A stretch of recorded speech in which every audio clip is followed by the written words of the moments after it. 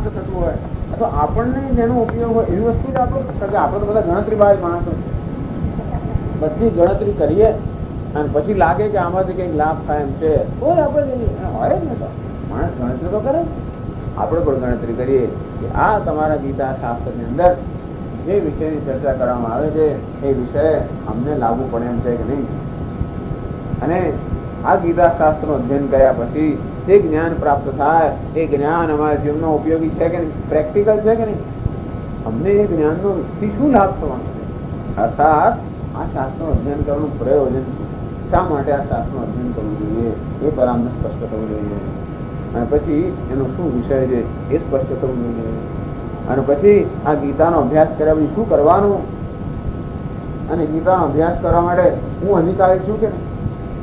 ગ્રંથ તો મહાન હોય અને હોય છે ને મળે MSc માટે, અને આપણે હજી 10મું ના પાસ કર્યો અને તો પછી આપણે એના અધિકારી છે કે નહીં આ વસ્તુ આને કહેવાય અનુબંધ ચતુષ્ટય.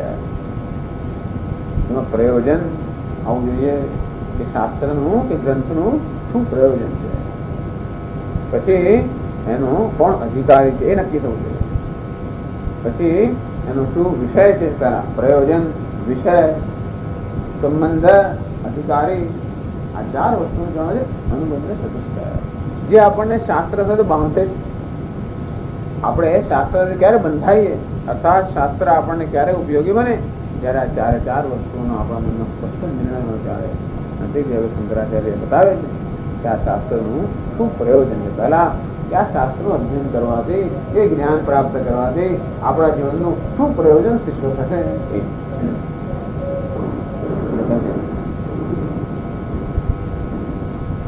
तस्य अस्य गीताशास्त्रस्य संक्षेपतः प्रयोजनं परं निःश्रेयसं सहेतुकस्य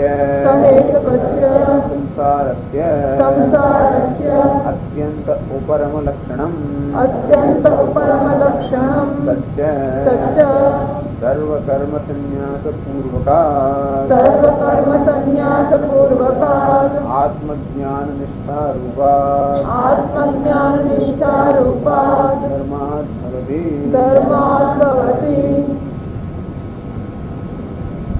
तस्य अस्य गीताशास्त्रस्य संक्षेपतः प्रयोजनं.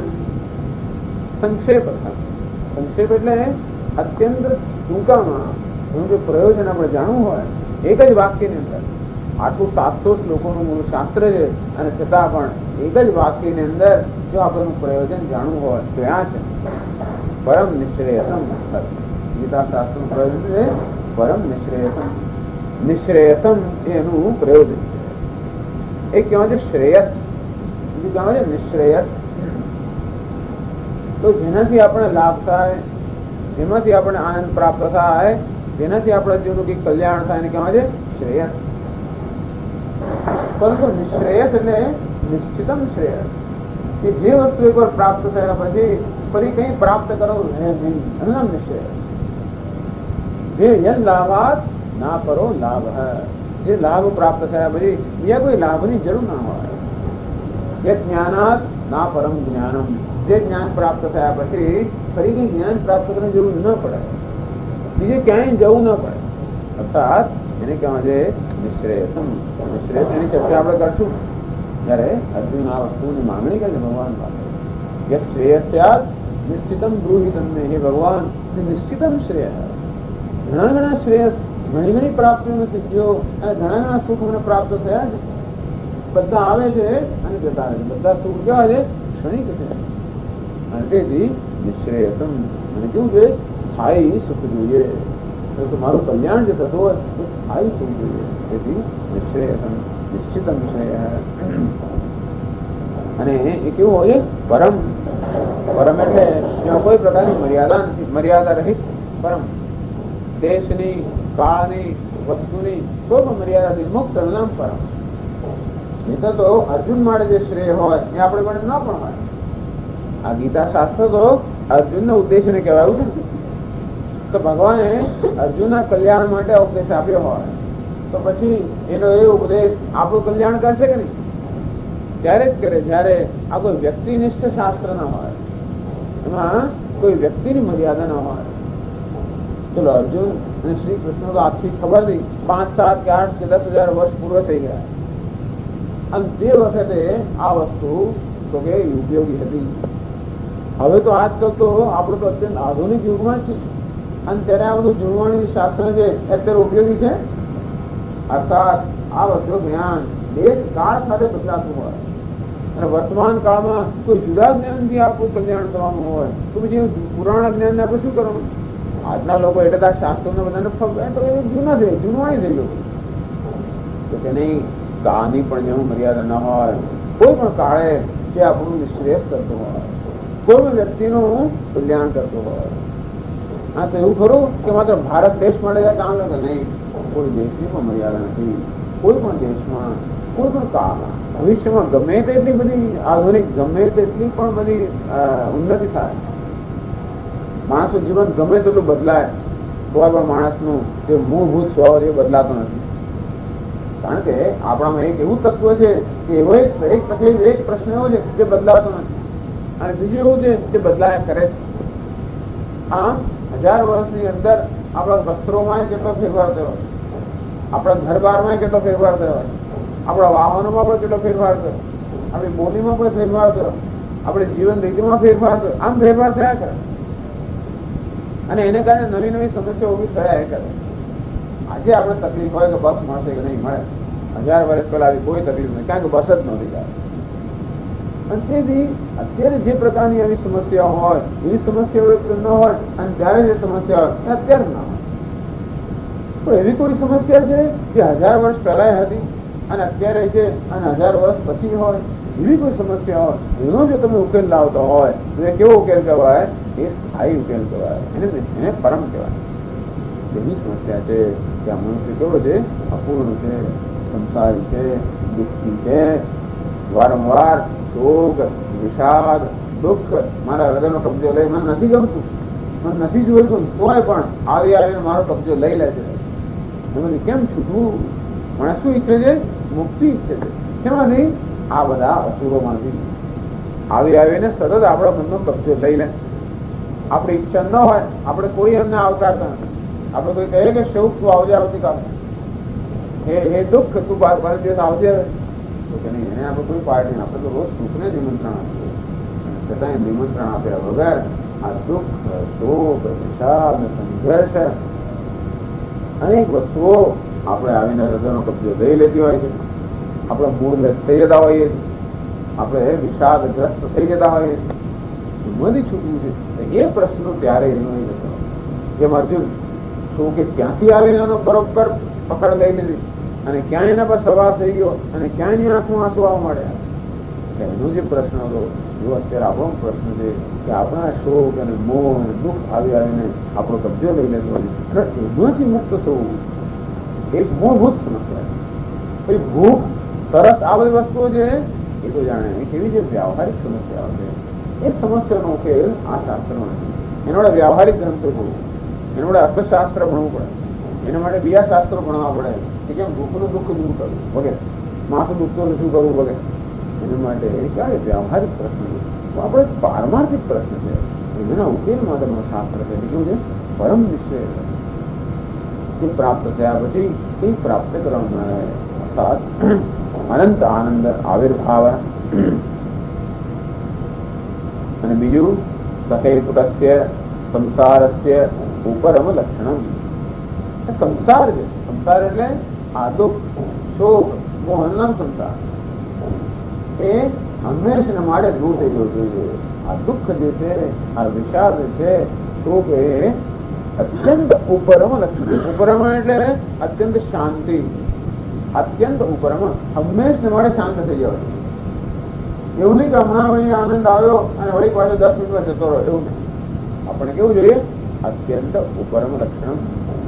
આમ જોવા જઈએ તો દરરોજ આપણે સંસારમાંથી મુક્ત થતા હોઈએ, સંસારમાંથી મુક્તિનો અનુભવ આપણે રોજ કરીએ. ક્યારે કરીએ? સુખની અંદર આરામથી ઊંઘતા. ગમે તો દુઃખી માણસ હોય, ગમે તો જીવનમાં થકાવટ હોય, ગમે તો હોય, તો પણ નિદ્રામાં આવ્યા આપણે કેવા મુક્ત થઈ ગયા. ભગવાને બહુ સારું કર્યું, એમાં કોઈ પ્રકારની એને પક્ષપાત નથી રાખ્યો. રાજા હોય કે પ્રજા હોય, ગરીબ હોય કે તવંગર હોય, બધા લોકો આ દુઃખમાંથી મુક્તિ પામી શકે એવી વ્યવસ્થાને રોજ કરવી છે. તેથી સુષુપ્તિની અંદર ઘણી વાર પછી મૂર્છા એવું થઈ જાય ત્યારે પણ આ બધા સંસ્કારોને મુક્ત થઈ જતા, કારણ કે આપણો સંપર્ક આ જગત સાથે તદ્દન કપાઈ જાય અને એટલે આપણે દૂર દૂર ભાગતો હોય. કેમ આ સંપર્ક કાપીએ? સુષુપ્તિની અંદર બહુ અસરકારક રીતે બધો સંપર્ક કપાયેલો, આ બધા બોજમાંથી મુક્ત થઈ ગયો અને તેથી સમગ્ર દુઃખમાંથી મુક્તિ. પણ ત્યારે આનંદનો અનુભવ આપણે થતો નથી, આપણે ખબર નહીં. એટલું જ નહીં પણ વળી પાસે જાગ્યા એટલે વળી પાસે સંસાર ચાલુ થઈ ગયો.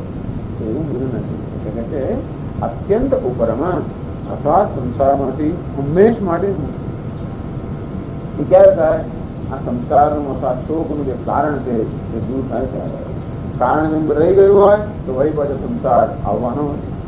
શોકનું કારણ અંદર રહી ગયું હૃદયની અંદર તો શોક ઉત્પન્ન થયા જ કરવાનો. એટલે ભાષા કરે છે હેતુ કથ્ય. હેતુ એટલે કારણ, હેતુ કથ્ય કારણ સહિત. કારણ સહિત જેના સંસારની જળ ઉઠી નાખવામાં આવે તો સંસાર ફરી પાછું ન આવે. હેતુ કથ્ય સંસાર અત્યંત ઉપરમ લક્ષણ. આ ગીતા શાસ્ત્રનો પ્રયોગ છે. અર્થાત આ ગીતાની અંદર જે ઉપદેશ આપવામાં આવ્યો છે, જે જ્ઞાન આપણે સમક્ષ રજૂ કરવામાં આવ્યું છે, એ જ્ઞાન એવું છે કે આપણો શોક, આપણો વિષાદ, આપણું દુઃખ હંમેશને માટે દૂર કરી દે. કારણ કે એ દુઃખનું જે કારણ છે જ્ઞાન, એ જ્ઞાનનો નાશ કરી દે. આપણે ઊંઘી ગયા હોઈએ ત્યારે અજ્ઞાન તો એમને મળી રહે છે, જાગીએ વળી પાછા અજ્ઞાન સહિત એટલે વળી પાછું દુઃખ આપણો સવાર આપણો કબજો લઈ લે. એટલે અજ્ઞાન સહિત એનું કારણ છે એ દૂર કરે છે. સંસારસ્ય અત્યંત ઉપરમ લક્ષણ. એ કેવું છે? આ પ્રયોજન બતાવે. હવે આનો વિષય શું છે? કઈ રીતે આ અજ્ઞાન દૂર થાય છે? કઈ રીતે મનુષ્ય આ સંસારની મુક્તિ પ્રાપ્ત કરે છે? તો કહે છે સત્ય સર્વ કર્મ સંન્યાસ પૂર્વકાત આત્મજ્ઞાન નિષ્ઠાત રૂપાત ધર્માત ભવતી. એ કયા પ્રકારના ધર્મથી આ જીવનમાં પરમ નિશ્રેષ્ઠ પરમ કલ્યાણ પ્રાપ્ત થાય, સ્થાયી કલ્યાણ પ્રાપ્ત થાય? તો કહે છે કે આત્મજ્ઞાન નિષ્ઠા રૂપ ધર્મ. કેવો ધર્મ? નિવૃત્તિ લક્ષણ ધર્મ. નિવૃત્તિ અર્થાત આત્મજ્ઞાનમાં નિષ્ઠા. આત્મા પૂર્ણ છે, આત્મા બ્રહ્મ છે, એ પ્રકારનું જ્ઞાન એટલે આત્મજ્ઞાન. અથવા હું પૂર્ણ છું એ જ્ઞાનમાં આત્મજ્ઞાન, એમાં નિષ્ઠા. એમાંની કોઈ પ્રકારની આપણે એમાંથી ચલિત ન થઈ જઈએ. નિષ્ઠાનો અર્થ એવો થયો કે કોઈ પણ સંજોગોની અંદર આ પ્રકારનું જે જ્ઞાન છે એ જળવાઈ રહે. ઘણી વાર આપણે મૂળમાં હોઈએ ત્યારે ઘણી બધી વસ્તુ આપણે સમજતા હોઈએ, શાંત હોય ત્યારે, અને કઈક મુશ્કેલી આવી આપણું બધું ડાપણ જતું રહેતું હોય. એવું નહીં. આપણું જે ડાપણ હોય એ કોઈ પણ સંજોગોમાં જતું ના રહે. તો એને કહેવામાં છે નિષ્ઠા. નિષ્ઠા ત્યારે કહેવાય એની સંજોગોની જેના પર કોઈ અસર ન થતી હોય. આપણે કહીએ કે આમાં સત્યમાં નિષ્ઠા એટલે સત્યનું પાલન કરે છે. પછી જરાક લાલચ મળી 5,000 રૂપિયા કે 10,000 રૂપિયા અને પછી સત્યનો ભોગ આપે નિષ્ઠા ના કહેવાય. કારણ કે સંજોગોની એના પર અસર થાય. નિષ્ઠા એને કહેવાય કોઈ પણ સંજોગોની અર્થાત આપણે વ્યવહાર કરતા હોઈએ કે ન કરતા હોઈએ. આ આત્મજ્ઞાન જેવું જ હોય કે માત્ર સમાધિમાં હોય તો જ આત્મામાં નિષ્ઠ હોવું, અને વ્યવહારમાં આવીએ ત્યારે નિષ્ઠા જતી રહેતી હોય તો એને એ આત્યંતિક નિષ્ઠા ના કહેવાય. આ કેવી છે એટલે નિષ્ઠા ને આત્મજ્ઞાન નિષ્ઠા. આત્માનું જ્ઞાન છે એમાં નિષ્ઠા. એને કહેવાય નિવૃત્તિ લક્ષણ ધર્મ. અને એવી નિષ્ઠા ક્યારે પ્રાપ્ત થાય? શંકરાચાર્ય કહે છે સર્વ કર્મ સંન્યાસ પૂર્વકાત. સમગ્ર કર્મનો જ્યારે સંન્યાસ ત્યાગ કરવામાં આવ્યો હોય અને તો જ એ પ્રકારની નિષ્ઠા પ્રાપ્ત થઈ શકે. જ્યાં સુધી મનમાં કંઈ પણ કર્તવ્ય બાકી રહી ગયો હોય ત્યાં સુધી આ જ્ઞાનમાં નિષ્ઠા પ્રાપ્ત ન થાય. એટલે કે સર્વ કર્મ સંન્યાસ. અને ઘણી ચર્ચા આવશે ગીતામાં કેમ કર્મ સંન્યાસની આવશ્યકતા છે.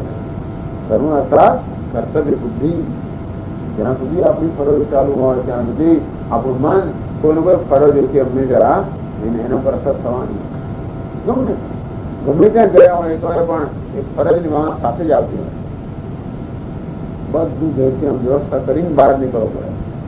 નોકર તો કે એની ચાવી આપી છે કે નહીં, પછી પેલો થોડા દૂધવાળા આવશે કે નહીં, આમ ટિફિન ભરાય છે કે નહીં, વગેરે વગેરે બધી વ્યવસ્થા આપણે કરી હોવાની. તોય પણ મનમાં થોડી તો ચિંતા રહેતી જ હોય. તરત ફોન કરી આવે કે ના આવે, થયું કે ના થયું. જ્યાં સુધી કર્તવ્ય હોય, ફરજ હોય, ત્યાં સુધી આપણું મન મુક્ત ના થઈ શકે. ફરજની ભાવના સર્વકર્મ સંન્યાસ એટલે આ ફરજમાંથી મુક્તિ. કોઈ પણ પ્રકારની ફરજ જે માણસ ના હોય એનું નામ સંન્યાસ. તો આપણા શાસ્ત્રો આ પ્રકારના સંન્યાસને સમર્થન આપે છે. જે તૈયાર હોય એના માટે આમ સર્વ કર્મ સંન્યાસ. માત્ર કર્મનો ત્યાગ કરવો નહીં, મનની અંદર જે કર્તવ્યની ભાવના છે, જે ફરજની ભાવના છે. ઘણા લોકો કર્મનો ત્યાગ કરીને મારે પસ્તાતો હોય, ત્યારે મેં તો ધર્મનો ત્યાગ કર્યો, મારા માતા પિતાનું શું થતું હશે, કોણનું ધ્યાન રાખવું હશે, ભાઈ ગયો કે ના, વગેરે વગેરે. એ પ્રકારની ગિલ્ટ ફિલિંગ, અપરાધની લાગણીઓ રહી જતી હોય. આપણે ઘણીવાર કર્મનો ત્યાગ તો કરી દેતા હોય, અંદરથી અનેક પ્રકારના અપરાધની લાગણી રહી જાય. પછી આપણે ડંખ લાગે તો તેને અપરાધની પણ લાગણી નથી. અને એ છે જે આ પ્રકારની ફરજની ભાવના મુક્ત એવો કરવું. સંન્યાસ તો માણસ કેવો હોય? નિરાશ હોય. એને કોઈ પ્રકારની ચિંતા ન હોય કે પેલા શું થશે અને મારું શું થશે એવું. પછી પોતાની ચિંતા લઈને જાય એવું પણ ના ચાલે. કોઈની ચિંતા એમ ના હોય, જેની પણ ન હોય એ પોતાની પણ ન હોય. અર્થાત જે સર્વ રીતે ઈશ્વરને સમર્પિત છે એની માણસ સર્વકર્મ સંન્યાસ નહીં કરે, પામી શક્ય નથી. ઈશ્વરને જે સમર્પિત છે, જાણે કે ઈશ્વર યોગક્ષેમનું વહન કરે છે, અને આ રીતે જે સંન્યાસ ગ્રહણ કરતો હોય એવો સર્વકર્મ સંન્યાસ ઈશ્વર પર જ જઈને આધાર. એવા મનમાં આત્મજ્ઞાન થાય અને એવા અંતઃકરણની અંદર આ જ્ઞાનનો નિષ્ઠા પ્રાપ્ત થાય. તો તેથી આત્મજ્ઞાન નિષ્ઠા, આત્મા પૂર્ણ છે એ પ્રભુ પૂર્ણ છે એ પ્રકારના જ્ઞાન નિષ્ઠા, એ પ્રકારનો જે ધર્મ છે નિવૃત્તિ લક્ષણ, એનાથી આ જીવનનું આપણું જે કલ્યાણ છે એ સિદ્ધ થાય. તો મારે આ તો આપનો અભિપ્રાય છે ને, હવે ગીતામાં શું અભિપ્રાય છે એ જ મહાન વસ્તુ છે કે આ ગીતાનો વિષય છે. તો બીજા બધા આચાર્ય તો જુદું જુદું કહેતા હોય. કોઈ એમ કહેતા હોય કે કર્મમાં નિષ્ઠા એ ગીતાનો ઉદ્દેશ. તસ્માત યુદ્ધ તો વારંવાર ભગવાન કહે છે પૂરું કર્મ તસ્માત તું કર્મ કર, તું કર્મ કર, તું યુદ્ધ કર. હું તો એમ જ માને છે કે અર્જુનને માત્ર યુદ્ધ કરાવવા માટે જ આ ગીતા છે. અર્જુને કહ્યું કે હું તો યુદ્ધ નહીં કરું, તો ભગવાન તો કરે રે. હવે આ કોણ કરશે? એના માટે આ લોકો ભેગા કર્યા. અને આપણો હેતુ જે છે કે આ મહાભારત યુદ્ધ જેથી બધા દુષ્ટનો નાશ થાય, આ મળે છે કે હું તો યુદ્ધ નહીં કરું તો કોઈએ નહીં કરે. એટલે ભગવાન એમ લાગ્યું કે પોતાનું પ્રયોજન સિદ્ધ નહીં થાય, અર્જુન વગર ભગવાનનું કામ કોણ કરે? અને એટલે એમ લાગ્યું કે નહીં, અર્જુનને તો કોઈ પણ રીતે પ્રેરિત કરવો જોઈએ. અને ભગવાને આ ઉપદેશ આપીને અર્જુનને પ્રેરણા આપી કે યુદ્ધ કર.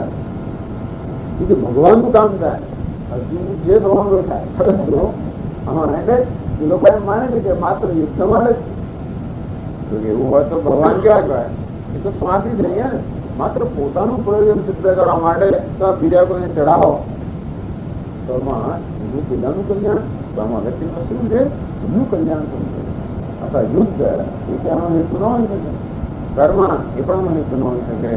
એનાથી આપણા જીવનમાં અત્યંત સંસારની અત્યંત મુક્તિ થાય એ પ્રકારનો હેતુ સિદ્ધ કરતો હોય શાસ્ત્ર. અને શંકરાચાર્ય વારંવાર બતાવશે આપણને કેવી રીતે જ્ઞાન અજ્ઞાન જ આપણા જીવન એક સમસ્યા છે અને જ્ઞાનથી તે દૂર થઈ શકે. તેથી મને જ્ઞાન ક્યારે જ થાય? જયારે મનમાં નિરાશ થાય. એ તો ખરું જ ને. જ્ઞાન ક્યારે થાય? આપણે આટલું પ્રવચન ક્યારે સાંભળ્યું છે? મનમાં નિરાશ હોય ત્યારે. એમાં રજસ પણ ના હોય અને તમસ પણ ના હોય, બેમાંથી એકે ના હોય, તત્વ હોવું જોઈએ. રજસ એટલે અનેક પ્રકારની જાત જાતની વસ્તુઓ આપણે અંદર અનેક ચિંતાઓ. તમસ એટલે પછી આપણે એકદમ ભગવાન ક્યારે એવું રજસ અને તમસ બંનેની મુક્તિ હતી. એટલે મેં કહ્યું કે આ ક્લાસમાં આવતા પહેલા થોડીક તૈયારી કરવાની જરૂર છે. થોડું સ્નાન કરવું જોઈએ, મોં પર પાણી વાણી છાંટવું જોઈએ, જમવું ના જોઈએ, એકાદ ચા પીના કશું કરવું જોઈએ. જેથી એક કલાક આપણા આંખો તો આપણે ખુલ્લી રહી કશું સાંભળી શકીએ. તો આપણા સમયનો પણ યોગ્ય એનો ઉપયોગ થાય. પણ એવી જાતની આપણું મન જ્યારે રજત અને તમસ બંને જ મુક્ત હોય, મનમાં જ્યારે સત્વ હોય ત્યારે કોઈ પણ જ્ઞાન અને પાછળ આ જ્ઞાન ત્યારે પ્રાપ્ત થશે. અને એ મનમાં જ્ઞાન હોવું જોઈએ. કર્મ જ્યારે હતા રજત હોય તેથી તમસ પણ નથી, તો આત્મજ્ઞાન નિષ્ઠા નિપાલમાં તો એ શંકરાચાર્ય પોતે જ બતાવે છે કે હું માત્ર હું નથી કરતો, ભગવાન પોતે જ થયો. એટલે આગળ જશે આગળ વાત કરે છે.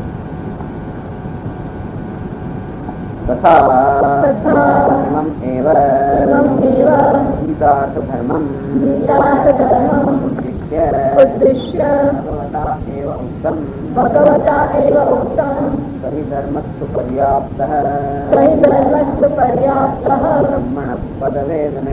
ब्रह्मणः पदवेदने अनुगीतासु किञ्च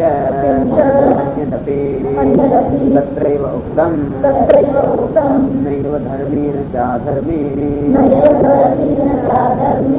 चैव हि शुभाशुभिः यस्यादेकासने लीनः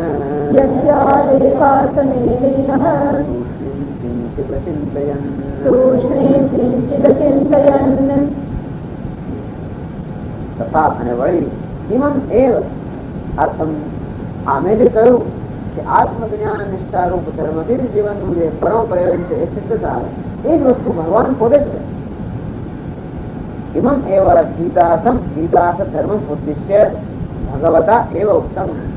બીજું કોઈ ગીતામણે કહેતું હોય તો આ જુદી જે ગીતાના વક્તા છે એ જ ભગવાને અન્યત્ર ગીતાના ધર્મ માટે કે ગીતાની અંદર જે વસ્તુની ચર્ચા થઈ છે એ માટે આ કહેલી છે. એ ગ્રંથને અનુગીતા કહેવામાં આવે. તો અનુગીતાની અંદર એટલે કે ગીતાનો ઉપદેશ વળી વળી ભગવાન કરે અને એ ઉપદેશ દરમિયાન ભગવાન પોતે પ્રથમ જે ગીતાનો ઉપદેશ કરેલો એને અનુલક્ષીને કહે છે કઈ ધર્મ પર્યાપ્ત. આ જે ધર્મ છે અર્થાત ગીતાની અંદર જે ધર્મનો જે ઉપદેશ કર્યો છે તો ધર્મ આત્મજ્ઞાન નિષ્ઠારૂપી જે ધર્મ છે જેનો ઉપદેશ ગીતામાં કર્યો છે એ જ ધર્મ. બ્રહ્મણ પદ વેદનમ, બ્રહ્મણનું પદ વેદ એટલે લાભ વેદ એટલે પ્રાપ્ત કરવું. આ બ્રહ્મનું જે પદ છે એ પ્રાપ્ત કરવા માટે બ્રહ્મનું પદ એટલે બ્રહ્મ જ જે બ્રહ્મનું પદ છે એ પૂર્ણતા છે, જીવનનું કલ્યાણ છે, એને પ્રાપ્ત કરવા માટે સહી ધર્મ પર્યાપ્ત એ જે ગીતાનો ધર્મ છે જે આત્મજ્ઞાન નિષ્ઠાનો ધર્મ છે એ પર્યાપ્ત છે. એ જ પર્યાપ્ત છે. આ ભગવાને પોતે પણ પોતાના શબ્દનું કર્યું છે આ ગીતાના પ્રયોજન માટે. એટલું જ નહીં, વળી પાછું પણ ભગવાને કર્મ ત્યાગની વાત ક્યાં કરી? આપણે તો કર્યું એ વસ્તુ ના કે આત્મજ્ઞાન નિષ્ઠા અને સર્વકર્મ સંન્યાસ. પેલા સર્વકર્મનો સંન્યાસ થવો જોઈએ, પછી શાસ્ત્રનું શ્રવણ થવું જોઈએ અને શ્રવણ વારંવાર થવું જોઈએ, એના પર મનન થવું જોઈએ, એ જે જ્ઞાન પ્રાપ્ત થાય એનો અભ્યાસ થવો જોઈએ અને જ્ઞાનમાં નિષ્ઠા પ્રાપ્ત થવી જોઈએ. આ પ્રકારની આખી પ્રક્રિયા છે. પહેલી પ્રક્રિયા ગીતામાં શું છે? નિષ્કામ કર્મ. નિષ્કામ કર્મના પરિણામે અંતઃકરણ શુદ્ધિ. ત્યારે મન રાગ દ્વેષથી મુક્ત થાય, મન સાત્વિક થાય ત્યારે કર્મ ત્યાગ અને પછી આ શાસ્ત્રનું શ્રવણ અને મનન વારંવાર શ્રવણ. જ્યાં સુધી અર્થ સંબંધ ન પડે, જ્યાં સુધી એમાં સ્પષ્ટતા ન આવે, જ્યાં સુધી એ વસ્તુ આપણી પોતાની ન બની જાય, ત્યાં સુધી ગીતાનું જે જ્ઞાન છે એટલે પોતાનું જ્ઞાન ન બની જાય ત્યાં સતત શ્રવણ, સતત મનન અને એ જ વસ્તુનું ચિંતન. અને આ રીતે આ જે આત્મજ્ઞાન જે ધર્મ છે એમાં આપણે નિષ્ઠા પ્રાપ્ત કરી શકીએ. તો આત્મજ્ઞાન નિષ્ઠાનો જે ધર્મ તો આ બ્રહ્મનું પદ જે છે એને પ્રાપ્ત કરવા માટે તૈયાર. આ પદ એટલે કે નિશ્રેય, આગળ જે કહેવામાં આવ્યું નિશ્રેય જીવનનું કલ્યાણ છે એ જ બ્રહ્મનું પદ એ પ્રાપ્ત કરવા માટે આત્મજ્ઞાન નિષ્ઠા રૂપ ધર્મ તો પર્યાપ્ત છે. પણ એમાં કર્મનો ત્યાગ કરવાનો એવું ભગવાને ક્યાં કહ્યું છે? કિંચિત અન્યદપી તત્રૈવ ઉક્તમ.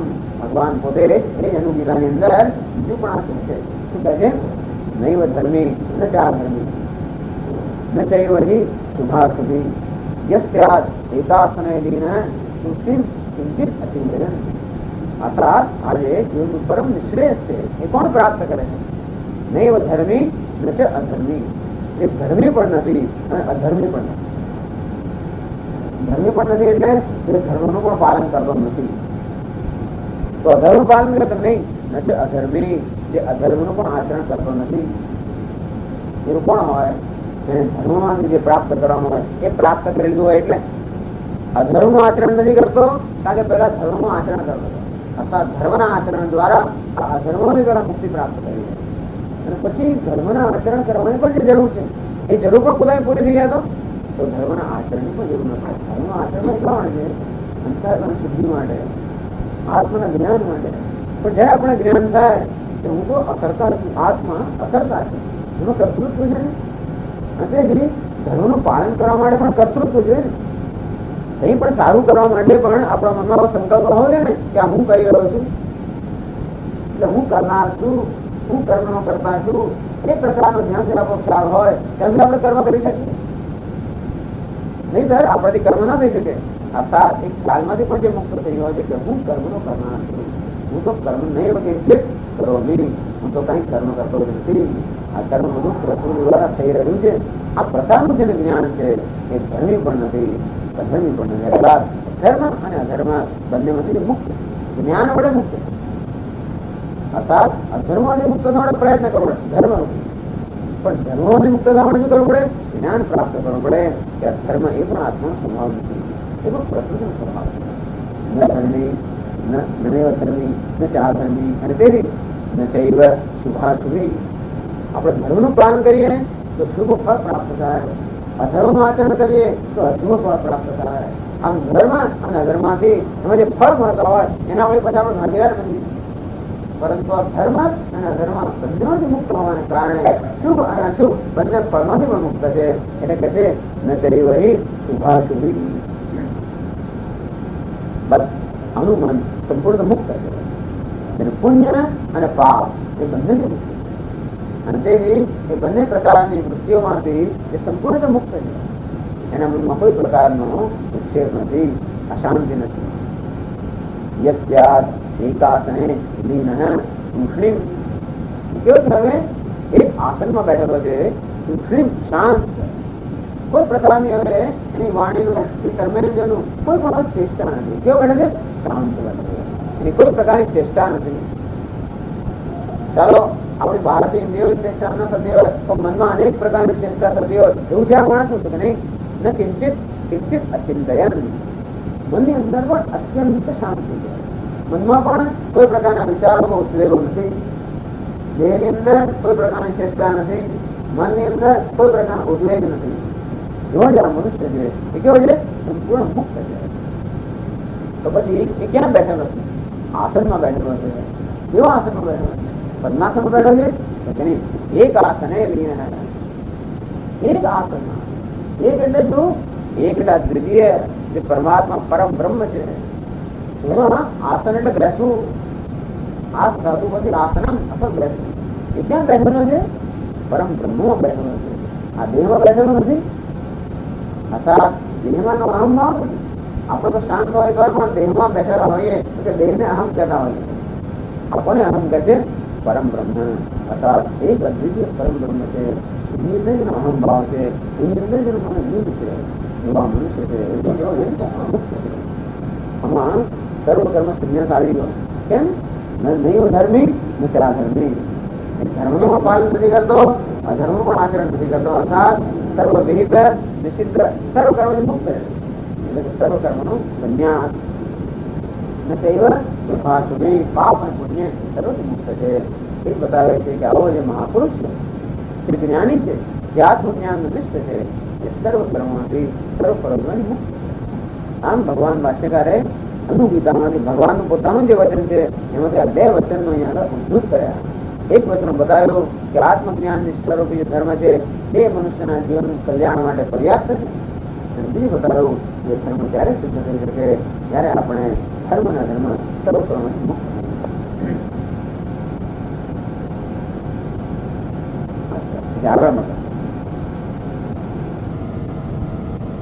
જ્ઞાનમ સંન્યાસ લક્ષણમ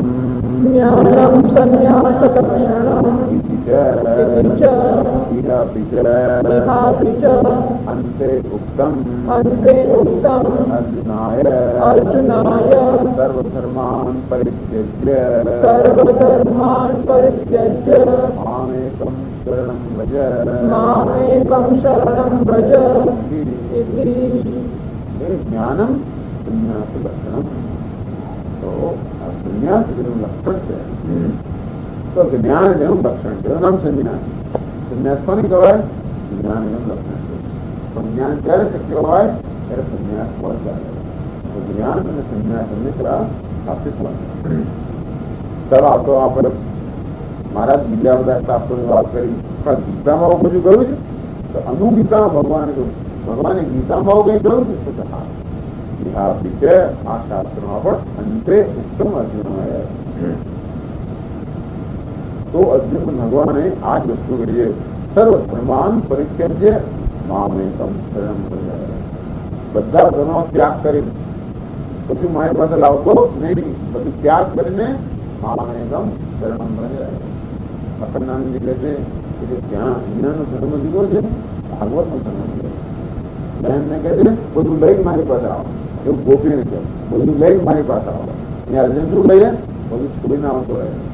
મારા ગીતાનો ધર્મ સર્વધર્મ સર્વધર્મ એટલે કે અધર્મ એટલે બધું ધર્મ નહીં અધર્મ પણ નહીં ધર્મ બધું છોડી દે. અને મામેકમ તો બધું શું કહું? મામેકમ શરણં વ્રજ. મને ઇસ્લામ શરણ લે કરીને સર્વ કર્મનો ત્યાગ એ ભગવદ્ ગીતામાં ભગવાને છેલ્લે એનો પુરુષ કર્યો છે. તેથી આ ગીતાના આમાંથી સિદ્ધ થાય છે કે સર્વ કર્મ સંન્યાસ અને જ્ઞાન પ્રાપ્ત જ્ઞાન નિષ્ઠા એની પહેલા સર્વ કર્મ સંન્યાસ થવો જોઈએ. એ પ્રકારની જ્ઞાન નિષ્ઠા એ સાધન અર્થાત આપણું જીવન જે છે એનું કલ્યાણ પરમ નિશ્રેય ક્યારે પ્રાપ્ત થાય? આત્મજ્ઞાન નથી આત્મજ્ઞાન નિષ્ઠા નથી. એ આત્મજ્ઞાન નિષ્ઠા ક્યારે પ્રાપ્ત થાય? સર્વ કર્મનો સંન્યાસ થયો જાય. સર્વ કર્મનો સંન્યાસ ક્યારે થાય? મનમાં જ્યારે રાગ દ્વેષનો અંતરમાં શુદ્ધ હોય ત્યારે. એવું શુદ્ધ ક્યારે થાય? ત્યારે નિષ્કામ કર્મ કરે જાય. અને આ જ આપણી ગીતાની યોજના છે એ પણ અહીંયા આગળ વિચાર થાય. ઓમ પૂર્ણમદ પૂર્ણમિદં પૂર્ણાત પૂર્ણમુદચ્યતે પૂર્ણસ્ય પૂર્ણમાદાય પૂર્ણમેવાવશિષ્યતે. ઓમ શાંતિ શાંતિ શાંતિ. શંકરં શંકરાચાર્યં કેશવં બાદરાયણં સૂત્રભાષ્યકૃતૌ વંદે ભગવन्तौ પુનઃ પુનઃ. ઈશ્વરો ગુરુરાત્મેતિ મૂર્તિભેદ વિભાગિને વ્યોમવદ્વ્યાપ્તદેહાય દક્ષિણામૂર્તયે નમઃ. ઓમ શાંતિ શાંતિ શાંતિ. હરિ ઓમ શ્રી ગુરુભ્યો નમઃ. હરિ ઓમ.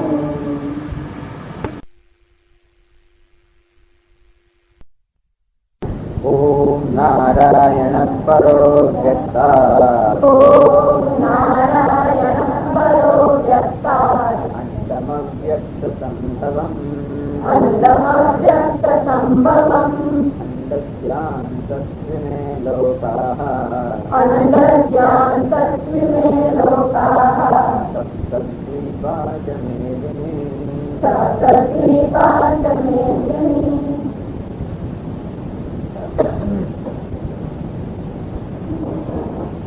शास्त्रस्य संक्षेपतः प्रयोजन अत्यंत संक्षेपમાં શંકરાચાર્ય ભગવાને પ્રયોજન જણાવ્યું.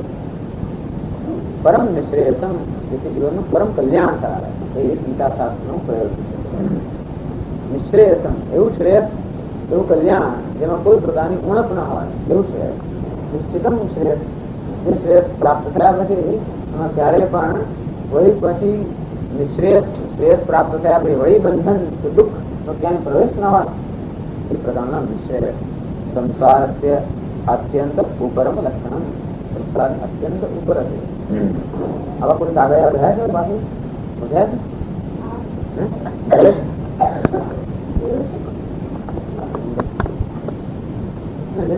છે એને કારણે જે સંસાર છે અત્યંત ઉપરમ લક્ષણ અત્યંત ઉપરમ સંસાર અથવા ગયો કોઈ પાછળ જ ના આવે. સંસાર એટલે શોક અને મોહ એનો ક્યારે ભય પ્રવેશ ન થાય એ પ્રકારનો ઉપરમ. જયારે જયારે આપણે ક્ષણિક સુખ મળે ત્યારે સંસાર મુક્ત થઈ જવા હોય ક્ષણ પ્રમાણે કે સુષુપ્તિમાં હોઈએ ત્યારે પણ ઘણો લાંબો સમય સંસાર મુક્ત થઈ જવા હોય તો સંસારનું જે બીજ છે એ તો અંદર રહી જાય છે. અજ્ઞાન અંદર રહી જાય છે, અવિવેક રહી જાય છે અને તે બીજ એવા જાગ્રત થઈએ વળી પાછો સંસાર આપણો કબજો લઈ લેતો હોય. અર્થાત શોક આપણો કબજો લઈ લે, મોહ આપણો કબજો લઈ લે, દુઃખ સંઘર્ષ આ બધી વસ્તુ આપણો કબજો લઈ લેતી હોય છે. એનું નામ સંસાર. ઘરનું કામ કરવું પડે કે એનું નામ સંસાર નહીં. તો મનમાં એ શોક મોહ એનું નામ સંસાર. એ વળી પાછો આપણો કબજો લઈ લે. સંઘર્ષ અને કેટલા અત્યંત ઉપરમ લક્ષણ એ સંસારમાંથી, સંઘર્ષમાંથી, વિષાદમાંથી, સંઘર્ષમાંથી કેવી થાય આત્મજ્ઞાન નિષ્ઠા રૂપાત એમાં ભવતી. ત્યારે જ મને જયારે મનુષ્ય આત્મજ્ઞાન નિષ્ઠ હોય, આત્માનું યથાર્થ જ્ઞાન, આત્મા પૂર્ણ છે એ પ્રકારનું જે જ્ઞાન છે એમાં જયારે નિષ્ઠા હોય. અને એવી નિષ્ઠા ક્યારે પ્રાપ્ત થાય? સર્વ કર્મ સંન્યાસ પૂર્વકા. ત્યારે બધા જ કર્મમાંથી મુક્તિ મળી ગઈ હોય. કર્મ કર્તવ્ય મુક્તિ, કોઈ કર્તૃત્વ ભાવના નથી વાત, પણ કર્તૃત્વ ભાવનાથી મુક્તિ મળે જ્ઞાનથી. એ પેલા કર્તવ્યમાંથી મુક્તિ અર્થાત ફરજમાંથી મુક્તિ. એ વસ્તુ આપણને કોઈ કોઈ વસ્તુમાં કામ કરવા માટે પ્રેરતી હોય છે. એક પ્રેરક બળ હોય છે અંદર કે જ્યાં સુધી કર્તવ્યની કે ફરજની ભાવના હોય ત્યાં સુધી એ મનમાં શાંતિ હોતી નથી. એવી સર્વ કર્મ સંન્યાસ અથવા સર્વ કર્તવ્ય સંન્યાસ એવું જયારે થાય ત્યારે આત્મજ્ઞાન અને નિષ્ઠા પ્રાપ્ત થઈ શકે. બહુ સંક્ષેપમાં શંકરાચાર્ય કહે છે કે આત્મજ્ઞાન નિષ્ઠા એનું નામ મોક્ષ. આત્મામાં નિષ્ઠા, અનાત્મામાં નિષ્ઠા નહીં. સંસાર એટલે અનાત્મામાં નિષ્ઠા. અનાત્માને હું કહેવો, અનાત્માનો આત્મબુદ્ધિ હોવી એનું નામ સંસાર. બધા અનાત્મા બધી રીતે અપૂર્ણ છે અને એને બધી રીતે મર્યાદિત છે. આ દેહ બરોબર રીતે અપૂર્ણ છે. તેથી એને જયારે અહમ કહેતા હોઈએ ત્યારે દુઃખ સિવાય અન્ય કઈ હોય જ ન શકે. તેથી અનાત્મામાં અનાત્મ બુદ્ધિ, આત્મામાં આત્મબુદ્ધિ. આત્મા કોને કહેવાય અને અનાત્મા કોને કહેવાય સ્પષ્ટ જયારે વિવેક હોય અને આત્માના યથાર્થ હું આત્મા છું, ચૈતન્ય છું, પુરુષ છું, પૂર્ણ છું આ પ્રકારની નિષ્ઠા. બસ મોક્ષ એટલે બીજું કઈ નથી. મોક્ષ કોઈ સ્થળનું નામ નથી, મોક્ષ કોઈ કાળનું નામ નથી, મોક્ષ કોઈ ક્રિયા કશાયનું નામ નથી. મોક્ષ કહેવામાં આવે છે આત્મામાં નિષ્ઠા, આત્મામાં અહમમાં નિષ્ઠા. બસ આ જ ભગવદ ગીતાનો ઉપદેશ છે. તમે તથા ઇમમ એવ ગીતા ધર્મ ઉદ્દિશ્ય ભગવતા એવ ઉત્તમ. તો શંકરાચાર્ય મહારાજ વડે પોતે જે કહે છે એને વડે પ્રમાણ શોધે કે ભગવાન પોતે જ કહ્યું છે કે ગીતા જે ભગવદ ગીતા છે એનું તાત્પર્ય પોતાનો વિષય કયો છે ભગવાને પોતે જ કહ્યું અનુગીતામાં પરિધર્મ પર્યાપ્ત બ્રહ્મણ પદવેદનમ. બ્રહ્મનું જે પદ છે અથવા જે નિશ્રેષ છે એના વેદન માટે એની પ્રાપ્તિ માટે આ ગીતાનો જે ધર્મ છે એ પર્યાપ્ત છે. આત્મજ્ઞાન નિષ્ઠારૂપી કે નિવૃત્તિ લક્ષણ રૂપી જે ધર્મ છે એ પર્યાપ્ત છે, અન્ય કાંઈ જરૂર નથી. પરંતુ આત્મજ્ઞાન નિષ્ઠા પ્રાપ્ત કરવા માટે એક પ્રકારની માનસિક સ્થિતિ જોઈએ. એ ક્યારે શેની પ્રાપ્ત થાય? કર્મના સંન્યાસથી. એટલે કે તત્રેવ ઉક્તમ નૈવ ધર્મી ન ચાધર્મી ન ચૈવ હિ શુભાશુભી યસ્યા એકાસનહેલીન તૂષ્ણીમ કિંચિત અચિંતયન. તૂષ્ણીમ માણસ અત્યંત શાંત છે, અર્થાત કોઈ પ્રકારની પ્રવૃત્તિ નથી. તૂષ્ણી એટલે શાંત. કર્મેન્દ્રિયોની કોઈ પ્રવૃત્તિ નથી, વાણીની કોઈ પ્રવૃત્તિ નથી, એ તો શાંત. વાણીથી તૂષ્ણીને શાંત, વાણીથી જ માત્ર શાંત રહ્યો નહીં તો કોઈ પ્રકારની ઇન્દ્રિયની ચેષ્ટાઓ નથી. કિંચિત અચિંતયન, અરે મનમાં પણ શાંત છે, મનની પણ કોઈ ચેષ્ટાઓ નથી, મનના વિચારો પણ શમી ગયા. એને બહુ બળપૂર્વક બંધ નથી કરી દેવામાં આવ્યા, પરંતુ મનના વિચારો પ્રસન્નતાને કારણે શમી ગયા. એટલે વેદાંતમાં યોગ શાસ્ત્રમાં એટલે એક તફાવત એવો છે કે આપણે એવું ઈચ્છીએ છીએ કે મન આપોઆપ જ શાંત થઈ જાય પોતાની જાતે. એને બળ કરીને કોઈ ક્રિયાઓથી આપણે શાંત કરીએ અને પછી કોઈ એટલો સમય શાંત રહે જ્યાં સુધી એના પર બળ કરવામાં આવે છે. એ બળ જતું રહે એટલે વળી પાછું મને શાંત થઈ જાય. એટલે મનમાં અશાંતિનું એક કારણ છે એ દૂર કરવું એવું વેદાંત છે. મનમાં અશાંતિનું કારણ છે અવિવેક. જગત વિશે આપણને સમજ ન હોવાને કારણે, આત્મા વિશે સમજ ન હોવાને કારણે સમજતો નથી, ગેરસમજ. ઈશ્વર વિશે, આત્મા વિશે, જગત વિશે અનેક પ્રકારની ગેરસમજો આપણે સેવતા હોવાને કારણે, એવા અવિવેકને કારણે મનમાં આ અજંપો કે અશાંતિ હોય છે. અને તેથી જો યથાર્થ સમજ આપણે પ્રાપ્ત થાય તો અશાંતિ કે અજંપાનું કારણ ન રહે. અને તેથી જ વેદાંત શાસ્ત્ર જ્ઞાન પર અર્થાત સમજ પર આટલું ભાર છે. દરેક વસ્તુ પર સમજવાની જરૂર છે. ન સમજવાને કારણે અનેક પ્રકારની ગેરસમજો સેવતા હોવાને કારણે અનેક ખોટા ખ્યાલ આપણે ધરાવતા હોઈએ છીએ. અને એને કારણે આ સંઘર્ષ અશાંતિ સમજ અનેક રાગત વેચનને અનેક સંઘર્ષ જન્મે. આ સંઘર્ષનું રાગત દ્વેષનું કારણ જો દૂર કરીએ તો મને અશાંત રહેવાનું કારણ ન મળે. અને એ કારણ છે જ્ઞાન, એમાં વિવેક. વિવેક જ્ઞાન પર ખૂબ ભાર દેવામાં આવે. એનો અર્થ નહીં કે બીજા કરતા આપણે વિરોધ કરીએ છીએ, પરંતુ જો આ વિવેક હશે અથવા મનને અશાંત થવાનું કારણ જો દૂર કરી શકે તો મન આપોઆપ પ્રસન્ન રહી શકે. એ પ્રસન્નતા એટલે પ્રશ્નો પરિષદમાં બહુ સુંદર દ્રષ્ટાંત આવે. સયથા સૌમ્ય વયામ શ્રી વાસો વૃક્ષમ સંપ્રતિષ્ઠંતે. એમ કે છે કે સાંજ પડે અને બધા પક્ષીઓ જો પોતાના માળામાં આવી જાય છે, એ જ રીતે આપણે ઇન્દ્રિયો અને મન પોતાના માળામાં આવી જાય, કોઈ બોલાવવા ના પડે. સાંજ પડે એટલે પ્રસન્નતાથી પક્ષીઓ ઉત્સાહપૂર્વક આવે છે કે ક્યારે અમે ઘરે પહોંચીએ અને ક્યારે અમે શાંત થઈએ. અને તે જ રીતે આ વિશ્વમાં ભ્રમણ કરતી આપણી ઇન્દ્રિયો અને મન પર પક્ષીઓની જેમ પ્રસન્નતાપૂર્વક જયારે ઘરમાં આવે ને આત્મામાં આવીને શાંત થઈ જાય, એમાં આનંદ રહે.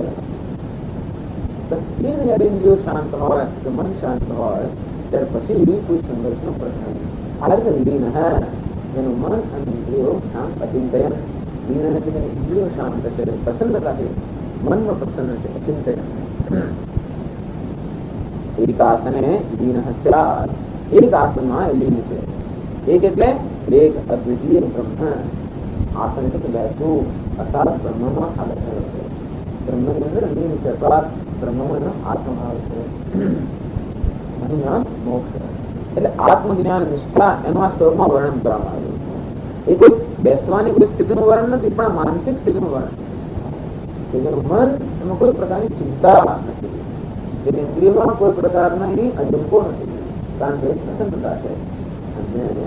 આત્મનિય આત્મા એ પોતે જ પોતાના વડે તુષ્ટ છે. એ પ્રકારનું જ્ઞાન જેને થયું છે. આ પ્રકારનું જ્ઞાન કરાવવું જેથી પોતે પોતાના વડે જ સંતુષ્ટ બને. પોતાના સંતોષ કે આનંદ માટે કોઈ આધાર આપવાનો પ્રસંગ જણાવે, કારણ કે આત્મા જ સર્વ આનંદ રૂપ છે. અને એ જ્ઞાનમાં નિષ્ઠા પ્રાપ્ત કરવી એનો આનંદ મોક્ષ છે. આ છે ગીતા શાસ્ત્રનું વિષય. અને એનું પ્રયોજન શું છે? સર્વ દુઃખમાં, સર્વ સંઘર્ષમાં, સંસારમાં. વળી કહે જ્ઞાનમ સંન્યાસ લક્ષણમ. સંન્યાસ જેનું લક્ષણ છે. જ્ઞાન એવી વસ્તુ છે. સંન્યાસસ્ય લક્ષણમ કહે તો સંન્યાસનું લક્ષણ જ્ઞાન, અથવા સંન્યાસ લક્ષણમ યસ્ય તદ જ્ઞાન. સંન્યાસ જેનું લક્ષણ છે. જ્ઞાન ત્યાં જ હોય જ્યાં સંન્યાસ હોય. સંન્યાસ નો અર્થ કોઈ દીક્ષા વગેરે ના કરીએ તો પણ સંન્યાસ એ પણ દ્રષ્ટિ છે. મનની અંદર જ્યાં વૈરાગ્ય છે, સંન્યાસ એટલે જ્ઞાન ત્યાં આવે છે, જ્ઞાન હોઈ શકે. અથવા જ્ઞાન ત્યાં જ હોય ત્યાં વૈરાગ્ય છે. અને એ અન્યત્ર ગયું છે ને વિહાપી અંતે ઉત્તમ અર્જુનાએ. ભગવાન જો આપણા શાસ્ત્રનો ઉપસંહાર કેવી રીતે કરે? એટલે વેદાંતના આચાર્ય માને છે કે સર્વ ધર્માન પરિત્યજ્ય મામેકમ શરણ વ્રજ. એ ભગવદ ગીતાના શાસ્ત્રનો એટલે કે ઉપદેશનો ઉપસંહાર. પછી કોઈ ઉપદેશ નથી. પછી તો અર્જુન સૂચના આપે છે કે જો આ જ્ઞાનનું રક્ષણ કરવું જોઈએ, કે અયોગ્ય હોય, અનધિકારી હોય, જ્ઞાન આપવું ન જોઈએ. અને વળી પછીનું મહાત્મ્ય કે ભગવદ ગીતાનું જ્ઞાન કેવું છે? ગીતાનો પાઠ માત્ર કરવાથી આવું ફળ મળે, એનું જ્ઞાન પ્રાપ્ત કરવાથી શું ફળ મળે, એનું બીજાને અધ્યાપન કરવાથી શું ફળ મળે, એમ ફલશ્રુતિ. કોઈ ઉપદેશ નથી. ઉપદેશનો અંતિમ શ્લોક છે સર્વ ધર્માન પરિત્યજ્ય. તો ભગવાન આ ગીતાનો ઉપસંહાર કેવી રીતે કરે? સર્વ ધર્માન, સર્વ ધર્મનો ત્યાગ કરો. ધર્મ પાસે કરવામાં આવે છે પુણ્ય કર્મ. ધર્મ અને અધર્મ, શુભ અને અશુભ પુણ્ય અને પાપ. એટલે ધર્મ એટલે વૈદિક કર્મ કે પુણ્ય કર્મ નામ ધર્મ. સર્વ ધર્મનો ત્યાગ કરીને અથવા સર્વ પુણ્ય કર્મનો ત્યાગ કરીને, પુણ્ય કર્મ ત્યાગ કરે, પાપ કર્મ ત્યાગ કર્યો ત્યારે, એટલે કે પાપ કર્મ સર્વ કર્મ, શુભ અને અશુભ, ધર્મ અને અધર્મ સર્વનો ત્યાગ કરે. અર્થાત એ પ્રકારનો વિવેક ન હોવો જોઈએ કે ધર્મ અને અધર્મથી જે પ્રાપ્ત થાય એ બધું મર્યાદિત, ભલે પુણ્ય કર્મ હોય, ઘણી આપણે સિદ્ધિઓ મળે કે ઘણો વૈભવ મળે તો પણ એ વસ્તુ મર્યાદિત છે, અમુક સમય માટે જ હોય. એટલે પુણ્ય આપણું ખર્ચાઈ ના જાય ત્યાં સુધી એ વસ્તુનો આપણે ભોગ કરી શકીએ. પુણ્ય ખર્ચાઈ જાય એટલે વહી પાછું આના સંસાર ચક્રમાં પાછું આવવાનું છે. એ પ્રકારનો વિવેક જેને જાગ્રત થયો છે એને હવે જીવનમાં કંઈ મેળવવાનું નથી. જીવન જો કંઈ મેળવવાનું ન હોય તો એને માટે કર્મની કોઈ આવશ્યકતા નથી. આ પ્રકારનો વિવેક જાગ્રત થવો જોઈએ. સર્વધર્માન પરિત્યજ્ય હે અર્જુન, આ સર્વ કર્મનો ત્યાગ કરનાર એવો વિવેક કર્મ જાગ્રત થવો જોઈએ. ત્યારે સર્વનો મારા જીવનમાં કોઈ વિવેક નથી. મામેકમ શરણ મળે, માત્ર મારું એકલાનું પરમાત્માનું ઈશ્વરનું શરણ લે, કર્મનું શરણ ના લે. અર્થાત જો શાંતિ શોધતો હોય, સલામતી શોધતો હોય તો કર્મમાંથી કે જગતની સિદ્ધિઓમાંથી એમાંથી પ્રાપ્ત કરવાનો પ્રયત્ન ના કરે. ક્યાંક ને ક્યાંક તો શરણ હોય જ, પણ આપણે આવી જગતની વસ્તુઓનું શરણ લેતા હોય, એમને મેળવવા માટે અનેક પ્રકારના કર્મ કરતા હોઈએ. આમ કર્મ જ બતાવે છે કે કશું ને કશું પામવા હોય ઈચ્છી રહ્યો, કારણ કે ત્યાંથી મારા જીવનનું કંઈક કલ્યાણ થશે એ પ્રકારની અપેક્ષા છે. ચાલો મને ધન મળે, સંપત્તિ, સ્વર્ગ મળે, જે કંઈ મળે એ બધાની પાછળથી સુખ સલામતી શોધતા હોય છે. ભગવાન કહે છે કે જો સ્થાયી સુખ સ્થાયી સલામતી ક્યાંય નહીં. આજે તો વિવેક તરફ જાગૃત થવો જોઈએ. એક જ જગ્યાએ સ્થાયી સુખ સલામતી છે અને એ હું અર્થાત પરમાત્મા. આ વિવેક બતાવે અર્થાત શૂન્ય કહેવામાં આવે છે કે સર્વ કર્મનો શૂન્ય એટલે વિવેક. એટલે ગીતા શાસ્ત્ર કેવું છે? અનેક રાગ દ્વેષ ભેગા કર્યા છે, અનેક સંઘર્ષો ભેગા કર્યા છે, અનેક આસક્તિઓ ભેગી કરી છે. અને જેમ જીવનમાં ભેગું કરતા જઈએ છે અને સંપત્તિ વગેરે તેમ જોડે જોડે રાગ દ્વેષ આવે છે. કારણ કે બધી વસ્તુઓ પોતાનો દોષ લઈને આવતી હોય, કોઈ વસ્તુ એમને નથી આવતી. પાણી પીએ એટલે એની અંદર જે જંતુ હોય પણ પેટમાં જાય. તેવી રીતે જયારે કઈ જગતના વિશ્વ પ્રાપ્ત કરીએ ત્યારે એની અંદર જે કઈ દોષ રહેલા છે એ દોષ પાસે આવવાના એ તો કરપ્ટ છે. આ બધી વસ્તુનો સંપર્ક માત્ર આપણા દૂષણ કરનાર, કોઈ પણ ધન સંપત્તિ વૈભવ કીર્તિ સત્તા બધા અનેક દૂષણો લઈને આવતો હોય. એટલે કેટલાય મહાત્માઓ તેને અડકતા જ નથી. બહુ સારી વસ્તુ ધન તો તમારે અડકવું જ નહીં, બરોબર. અડકવાથી, સંપર્ક કરવાથી, વ્યવહાર કરવાથી કઈ કઈ દૂષણ વસ્તુ લઈ જ આવતી નથી.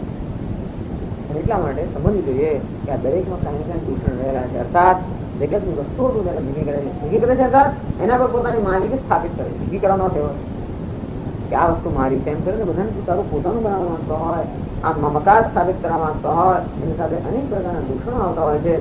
અત્યારે જન્મથી આવા અનેક દૂષણો આપણે એકત્રિત કરેલા જ છે. અને આ જીવનની અંદર પણ જો બધું પોતાનું બનાવવા માટેની પ્રવૃત્તિ હોય તો અનેક દૂષણો આવ્યા જ કરવાના. એટલે જીવનની દિશા કઈ હોવી જોઈએ? આ દૂષણોથી કેમ મુક્ત થવું, કેમ રાગ દ્વેષમાંથી મુક્ત થવું, કેમ અશુદ્ધિમાંથી મુક્ત થવું, અથવા કેમ રાગ દ્વેષનો ત્યાગ કરવો. જે ત્યાગ કરવાનો ભગવાન કહે છે, જયારે ભગવાન એમ કહે છે કે કર્મનો ત્યાગ કરવો જોઈએ, ત્યારે કર્મનો ત્યાગ એમાં અપેક્ષિત નથી. કર્મ ત્યાગ પહેલા પણ કર્મનું જે કારણ છે એનો ત્યાગ કરવો જોઈએ. અને કર્મ જન્મે છે રાગમાંથી અથવા દ્વેષમાંથી. મારામાં કોઈ વસ્તુ પ્રત્યે રાગ હોય, આસક્તિ હોય, તેને પ્રાપ્ત કરે ચાલે જ નહીં, એના વગર ન ચાલે. એવી જે વસ્તુ હોય જેના વગર મને ન ચાલે તો એને મેળવવા પ્રયત્ન કરવો જ પડે. અથવા મારી પાસે હોય તો કોઈ પણ તેને વળગી જ રહું અને કોઈ તમારી ન છૂટે એવો પ્રયત્ન કરવાનો. આમ જે રાગ હોય, આસક્તિ હોય ત્યાં કર્મ જન્મવાનું. ત્યાં તો પ્રાપ્ત કરવાનું કર્મ અથવા પકડી રાખવાનું કર્મ. એ કર્મ પછી પકડી રાખવું સરળ નથી. વસ્તુનો સ્વભાવ જવું અને આપણે પકડી રાખીએ એટલે સતત સંઘર્ષ. જ્યાં દ્વેષ હોય ત્યાં પણ કર્મ. કોઈ વસ્તુ હોય અને એનાથી હું દુઃખી હોઉં ન ગમતી તો આપણે શું કરીએ? આપણી પાસે હોય તો દૂર કરવાનો પ્રયત્ન કરીએ. દૂર હોય તો દૂર જ રાખવાનો પ્રયત્ન કરીએ. દૂર હોય એને દૂર રાખવું એમાંય કર્મ. હાથ ધરવો પડે. અને પાસે હોય એને દૂર કરવું એમાંય કર્મ. સામાન્ય સ્વભાવ એવો છે જગતનો કે જે આપણે ન ગમતો એ પાસે આવે જ. અને માટે જયારે આપણે દ્વેષ હોય ત્યારે એને દૂર કરવામાં આપણે મચ્યા જ રહેવાના. અને બીજો સ્વભાવ એવો છે કે જે ગમતું હોય જતું જ રહે. અને માટે એને જાળવી રાખવાનો, પકડી રાખવાનો, વળી સંઘર્ષ થયા જ કરવાનો. બધા નિયમ છે, ભગવાન બનાવ્યું છે તે. અને તેથી રાગ દ્વેષ માંથી કર્મ જન્મવાના. ભગવાન જેને કહે છે કે કર્મનો ત્યાગ, સર્વ ધર્મનો ત્યાગ કે સર્વ સર્વનો ત્યાગ, ત્યારે એ કર્મનું જે કારણ છે રાગ દ્વેષ એનો ત્યાગ કરવો જોઈએ. એમને ન કરે કર્મનો ત્યાગ.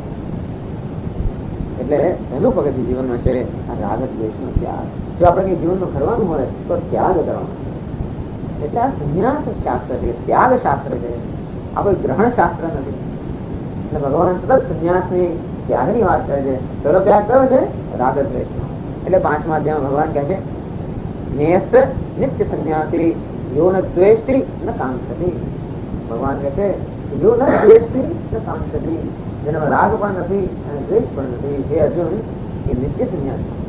ગમે તે ભલે કર્મ કરતો હોય, બહુ પ્રવૃત્ત હોય તો પણ એ નિત્ય સંન્યાસી જો એ રાગ દ્વેષથી મુક્ત થવા.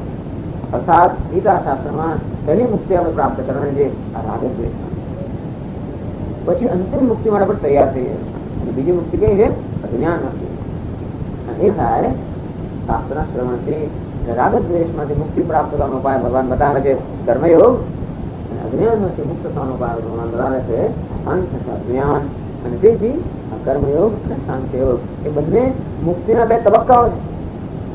તો આપણે મુક્તિ, મોક્ષ અને મુક્તિ એ 2 તબક્કામાં પ્રાપ્ત થાય છે. એટલે રાગ દ્વેષમાંથી મુક્તિ અને બીજી અજ્ઞાનમાંથી આવરણમાંથી મુક્તિ. સાંભળ્યું છે રાગ દ્વેષ અથવા આવરણ, મળ અને વિક્ષેપ આવા બધા પ્રતિબંધકો છે. આ મળ અને વિક્ષેપમાંથી, રાગ દ્વેષ અને વિક્ષેપમાંથી મુક્તિ એ છે કર્મયોગ, અને આવરણમાંથી મુક્તિ એટલે સતત છોડી દેવું, ત્યાગવું. એ આ બધા એક સૂર ગીતામાંથી એક જ છે. રામકૃષ્ણ પરમહંસ કહેતા ને આ ગીતાનો આપણે ઉલટાવી દઈએ શું છે? તાગી ત્યાગી. ગીતાનો એક જ સૂર છે ત્યાગ. પણ ત્યાગ ને વિવેક સમજો તો કોઈ વસ્તુ આમથી આમ મોકલ્યું નામ ત્યાગ નથી. આમ જોવા જતા આપણે ત્યાગ કરે છે ન શકે, કશું આપણું છે જ નહીં. જે છે તો બધું ઈશ્વરનું છે, આપણે કશું સર્જ્યું જ નથી. એટલે કોઈ વસ્તુનો ત્યાગ કરવો એમાં શેનો ત્યાગ આવ્યો? માત્ર અભિમાનનો ત્યાગ. આ વસ્તુ મારી છે, એ મારા પણ જ અંદર છે, એનો ત્યાગ કરવાનો.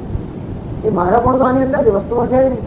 અર્થાત આપણા મનની અંદર જે અનેક પ્રકારના મમકાર, અહંકાર, રાગ દ્વેષ ભરેલા છે એનો ત્યાગ. છેવટે આવરણનો જ્ઞાનનો ત્યાગ. બસ આ પ્રકારનો ત્યાગ એ જ આ ગીતાનો છે.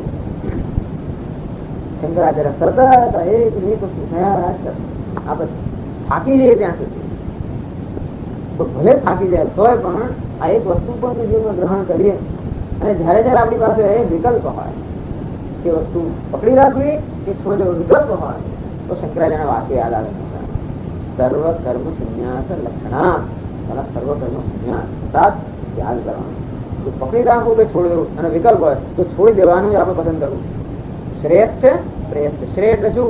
પકડી રાખવું. અરે પ્રેય એટલે પકડી રાખવું, પ્રેય એટલે આપી દેવું. તો ગીતામાંથી આ એક વસ્તુ આપણે શીખીએ. અને કેમ શીખીએ એની માટે સતત ને સતત જ્યાં જ્યાં પણ પ્રસંગ મળે ત્યાં શંકરાચાર્ય મહારાજ આ એક વસ્તુ કયા જ કરવાના. એક શબ્દોમાં, જેવા શબ્દોમાં કોઈ પણ પ્રસંગ ઉભો કરી ને આ વસ્તુ કહે. દરેક વક્તાની અમને દરેક ખાસિયત હોય કે એમને કશું પ્રિય હોય. જયારે પ્રસંગ આવે ત્યારે ક્યારે કરે આપણને આપણે કંટાળીએ કે બહુ સાંભળ્યું પણ તોય ક્યારે કરે. અને તમે અહીંયા પણ સતત તમને સાંભળવા મળશે કે જેમ કર્મનો ત્યાગ એટલે રાગ દ્વેષનો ત્યાગ, કામના ત્યાગ. શંકરાચાર્ય મારે બતાવ્યું કે ગીતા શાસ્ત્રનો વિષય શું છે. હવે જો આપ એમ જ કહેતા હો કે માત્ર સંન્યાસ, કર્મનો સંન્યાસ એ નિશ્રેયસ એ જ માત્ર ગીતાનો વિષય હોય તો ગીતામાં તો સર્વત્ર કર્મની કેટલી ચર્ચા કરવામાં આવી. અને અર્જુનને વારંવાર કહેવામાં આવ્યું તસ્માદ યુદ્ધસ્વ ભારત કર્મણ્યેવાધિકાર છે. કર્મ કુરુ કર્મ એવ તસ્માત તું કર્મ કર, તું કર્મ કર, તું કર્મ જ કર, તું જ કર્મ કર. એમ જોઈએ છે કે ગીતામાં સર્વત્ર આ કર્મનો પણ ઉપદેશ આપણે પ્રાપ્ત થાય છે. આપ એમ જ કહેતા હોય કે માત્ર મોક્ષ એ જો ગીતા શાસ્ત્ર ધ્યેય હોય તો પછી આ જે કર્મનો આટલો બધો ઉપદેશ છે એ કેમનું ધ્યેય ના ગમે? એ તમારે બધા શ્લોકો નક્કી કરો. કેટલા શ્લોકો કર્મ ના છે, કેટલા શ્લોકો જ્ઞાન ના છે, એ નક્કી કરવાનું કે નહીં. આ બંને વિષયોની ચર્ચા થઈ હોય તો આપ એમ કેમ આગ્રહ રાખો છો કે જ્ઞાન એ જ માત્ર ગીતા શાસ્ત્રનો વિષય છે? તો આ જે કર્મના જે વાક્યો છે કેમ સમજવા? એવું છે કે આપણે તો ગીતામાં જેટલા જેટલા વાક્યો કે શ્લોકો આવતા હોય એ દરેક વાત તો સમજવું પડે. આપણે કે ના આ મારું નથી, આ મારું એમ કે આપણે પછી શું કરીએ, ઓપ્શન કાઢીએ આ શ્લોક નહીં એવું ના થાય. દરેક શ્લોકનું સ્થાન આપણે સમજી લઈએ. એવું જે હેતુ છે એ હેતુ માટે પ્રત્યેક શ્લોક કોઈ રીતે આપણે મદદરૂપ થતો હોય તો એનું શાસ્ત્રનું સ્થાન હોય. એ આવા શાસ્ત્રની અંદર આ શ્લોકો વગરમાં હોતો ના છે. પણ ભગવાન ઈચ્છા થઈ કે માટે થોડા શ્લોકો રચાવતા ના હોય.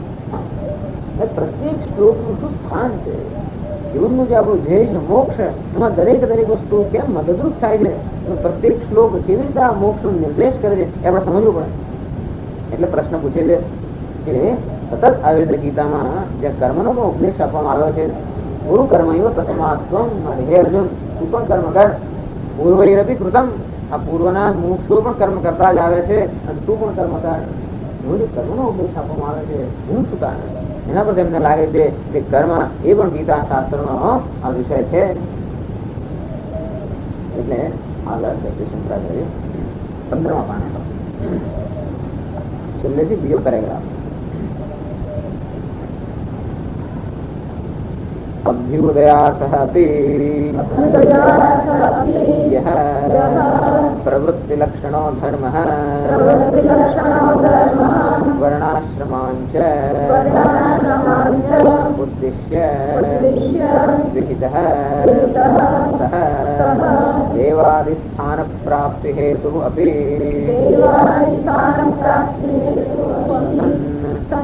ईश्वरार्पण बुद्ध्या अनुष्ठीयमानः सत्त्वशुद्धये भवति फलाभिसन्धिवर्जितः.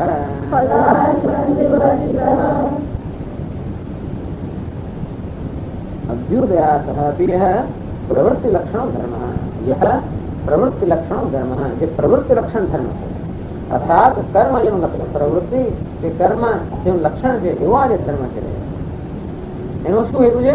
અભ્યુદયાર્થઃ અપી. અભ્યુદય એનો હેતુ છે. કર્મનો સામાન્ય હેતુ કેવો છે?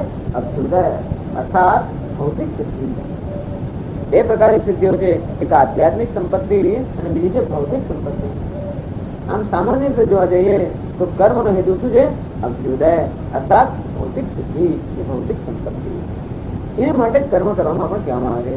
આમ વેદની અંદર પણ સતત કર્મનું ખૂબ નિરૂપણ છે, કારણ કે અનેક પ્રકારની સિદ્ધિ માણસે જોઈતી હોય છે અને તેથી વિવિધ પ્રકારની ઈચ્છાઓ પૂરી કરવા માટે પણ શાસ્ત્રએ આપણને કંઈક એનો ઉપાય આપવો જોઈએ, બતાવવો જોઈએ. અને તેથી કર્મનો ઉપાય છે અભ્યુદય અર્થાત ભૌતિક સિદ્ધિ પ્રાપ્ત કરવાનો ઉપાય છે કર્મ. એવું હોવા છતાં પણ વર્ણાશ્રમાંશ ઉદ્દિશ્ય વિહિત અને વિહિત અર્થાત શાસ્ત્ર જે છે એનું વિધાન કરે છે આ કર્મ કરવું જોઈએ. વર્ણ અને આશ્રમ, વર્ણ બ્રાહ્મણ ક્ષત્રિય વગેરે વર્ણ, બ્રહ્મચર્ય ગૃહસ્થ વગેરે આશ્રમો એને અનુરૂપ જે કર્મ છે એ પ્રકારે આ જે કર્મ જે છે એનું વિધાન કરવામાં આવે છે, ઉપદેશ આદેશ આપવામાં આવે છે કે આ પ્રકારના કર્મ કરવા જોઈએ તો તમને આ પ્રકારનો અભ્યુદય કે આવી સિદ્ધિ પ્રાપ્ત થાય. દેવાદિ સ્થાન પ્રાપ્તિ હેતુ, તો આપણે શું પ્રાપ્ત થાય? દેવાદિ સ્થાન. જેનો જે હેતુથી આપણે કર્મ કરતા હોઈએ એ હેતુ સિદ્ધ કરી શકીએ. એટલે મોટામાં વધારે કર્મનું મોટામાં મોટું પરિણામ એટલે ઊંચામાં ઊંચી કઈ વસ્તુ પ્રાપ્ત કરી શકે? સ્વર્ગ. ત્યાં દેવતાઓનો નિવાસ છે. આમ દેવતાઓ જેમાં નિવાસ કરે છે એવું સ્વર્ગ, એ સ્વર્ગની પ્રાપ્તિ પણ કર્મ આપણને કરાવી આપે. દેવાદિ સ્થાન, દેવ અને એવા બીજા અનેક જે સ્થાનો છે એ સ્થાન પ્રાપ્ત કરવા માટે કર્મ એનું કારણ છે, તો કર્મ સાધન છે. તો કર્મ હવે દેવાદિ સ્થાન કે સ્વર્ગ અને અભ્યુદય માટેનું સાધન હોય તો પછી ગીતા શાસ્ત્રમાં એનો શા માટે સમાવેશ કરો? શા માટે ભગવાન? એટલે અર્જુન બિચારો પૂછવાનો છે ત્રીજા કે ભગવાન એમ જ આપ કહો છો કે જ્ઞાન જ જો મોક્ષ નું કારણ હોય અને એનું સાધન હોય તો આપ મને કેમ કરો? હું છોકરો શું કરવા? અહીંયા પણ એવો પ્રશ્ન છે. તો કર્મનો ઉપદેશ એના માટે છે. તો કે છે ઈશ્વરાર્પણ બુદ્ધ્યા અનુષ્ઠીયમાન. એ જ કર્મ જે કોઈ ઈચ્છા પૂર્વક કરવામાં આવ્યું હોય ત્યારે ઈચ્છાની પૂર્તિનું કારણ બને. એ જ કર્મ કોઈ ઈચ્છા વગર કરવામાં આવ્યું હોય, કામના સહિત કર્મ કરવામાં આવ્યું હોય તો એ કર્મ કામનાની પૂર્તિનું કારણ બને. એ જ કર્મ કોઈ કામનાની પ્રેરણા ન કરવામાં આવ્યું હોય તો કશી તો પ્રેરણા જોઈએ. કોઈ પણ કર્મ કરતા હોય તો કઈક પ્રેરણા વગર કર્મ થાય નહીં. ક્યાં તો કઈક પ્રાપ્ત કરવાની પ્રેરણા હોય, કઈ મેળવવાની પ્રેરણા હોય, કઈ બનવાની પ્રેરણા હોય તો આપણે કરીએ. એવી પ્રેરણા જો ન હોય તો કઈ પ્રેરણા થતી? કઈક તો પ્રેરણા જોઈએ જ કર્મ પાછળ.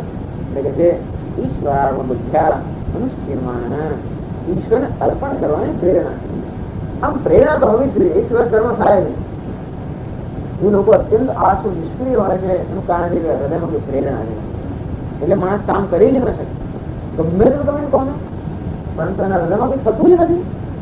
હવે આટલું એટલું કામ પડ્યું છે, વારંવાર પરીક્ષા છે, આટલું બધું વાંચવાનું છે, અને તો કશું કરતો જ નથી, થતું જ નથી અંદર.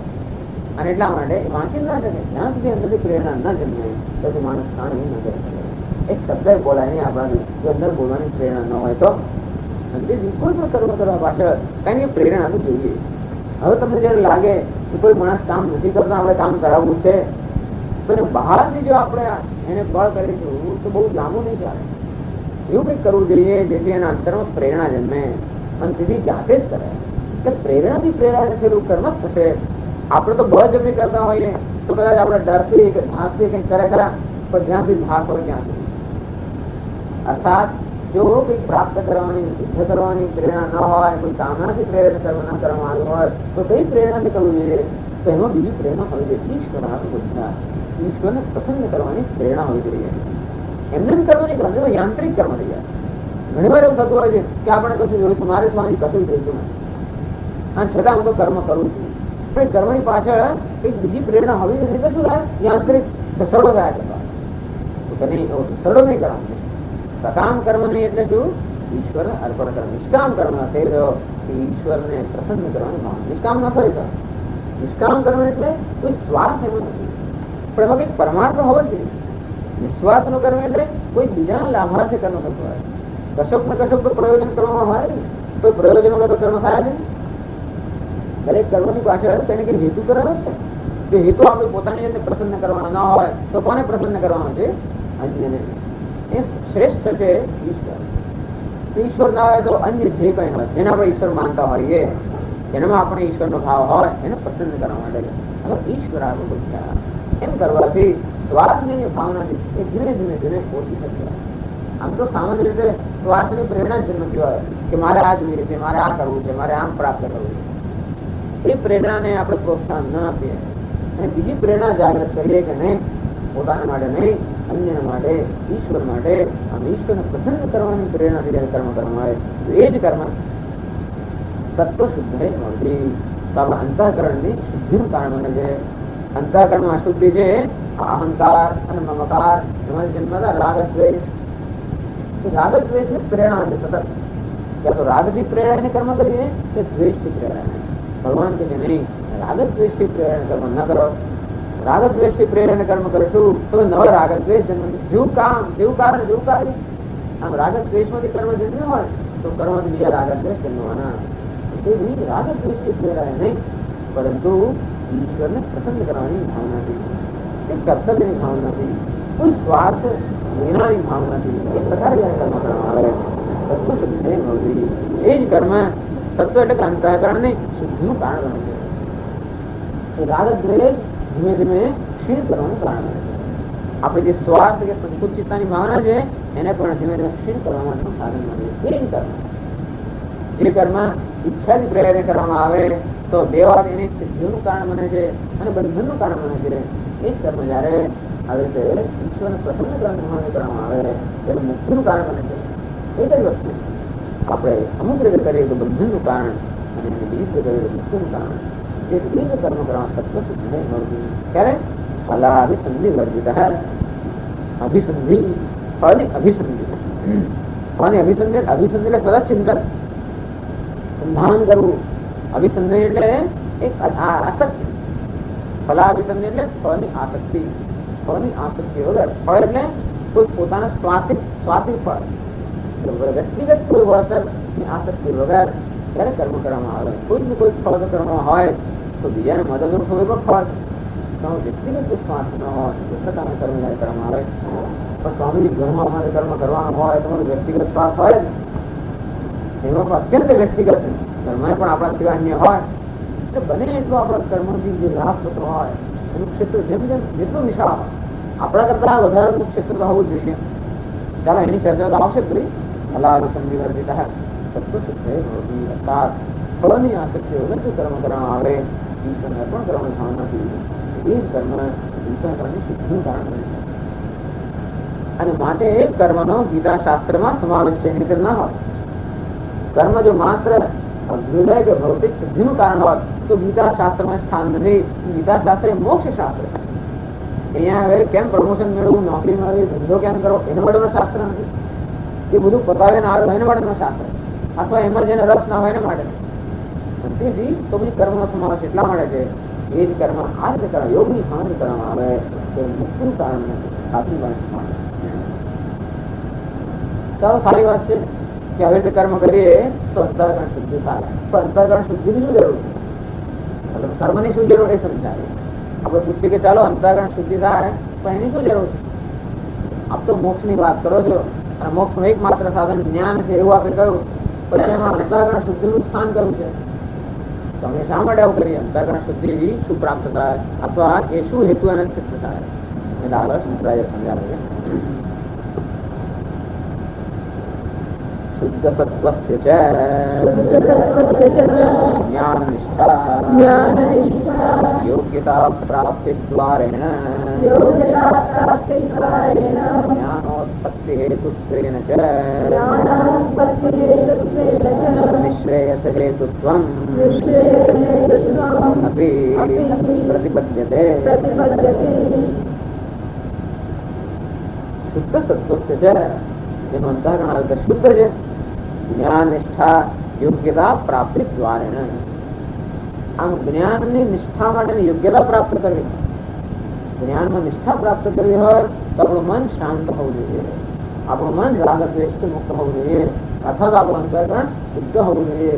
તો આપણે જ્ઞાનમાં નિષ્ઠા કશામાં નિષ્ઠા તો પ્રાપ્ત થાય.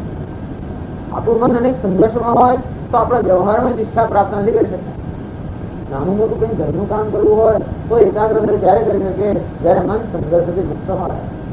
અરે હું તો પૂછું છાપું વાંચવું હોય તો પણ ક્યારે વંચાય? જયારે મનમાં અનેક વસ્તુ ન હોય, સંઘર્ષ કે ચિંતાઓ ન હોય ત્યારે એવી સામાન્ય વસ્તુ પણ થઈ શકે. તો પછી આત્મજ્ઞાનનો પ્રશ્ન જ ક્યાં રહ્યો? મન નિષ્ઠા પ્રાપ્ત કરવી હોય તો મન અત્યંત રાગ દ્વેષથી મુક્ત હોવું જોઈએ. જ્ઞાન નિષ્ઠા યોગ્યતા પ્રાપ્તિ દ્વારેણ આજે શુદ્ધ અંતઃકરણ છે. એ શુદ્ધ અંતઃકરણ આપણને આ જ્ઞાન નિષ્ઠા મળે યોગ્ય બનાવે છે. અને તેથી આ એક કર્મ છે તેને પ્રવૃત્તિ લક્ષણ ધર્મ કહેવામાં આવે છે. એવું કર્મ પણ અંતઃકરણ શુદ્ધિ પ્રાપ્ત કરવા દ્વારા આપણને જ્ઞાન નિષ્ઠાની યોગ્યતા પ્રદાન કરે. જ્ઞાન પ્રદાન નથી કરતું, જ્ઞાન નિષ્ઠા પણ પ્રદાન નથી કરતું, એના માટેની યોગ્યતા પ્રદાન કરે. તો અહીંયા હોલ પણ જોઈએ, પાછળના પણ છે, એનો પણ હેતુ છે. એનાથી કે આપણે જ્ઞાન નથી થતું. પણ ના હોય, આ પાછળના ના હોય, આ બધી વસ્તુ ના હોય તો પછી એ આપણું જે જ્ઞાનનું આદાન પ્રદાનનું કાર્ય પણ ના થાય. એટલે આ વ્યવહાર આપણે કરી શકીએ એ માટે પૂર્વ તૈયારી છે એનું પણ સ્થાન તો ખરું જ નથી. અને તે રીતે આપણે શ્રવણ કરી શકીએ, ચિંતન કરી શકીએ, જ્ઞાન પ્રાપ્ત કરી શકીએ એ માટેની પૂર્વ તૈયારી તો કરવી પડે. એ પૂર્વ તૈયારી કર્મ દ્વારા થાય છે. તેથી અંતઃકરણ શુદ્ધિ એ જ્ઞાન નિષ્ઠાની પ્રાપ્તિનું કારણ બને છે.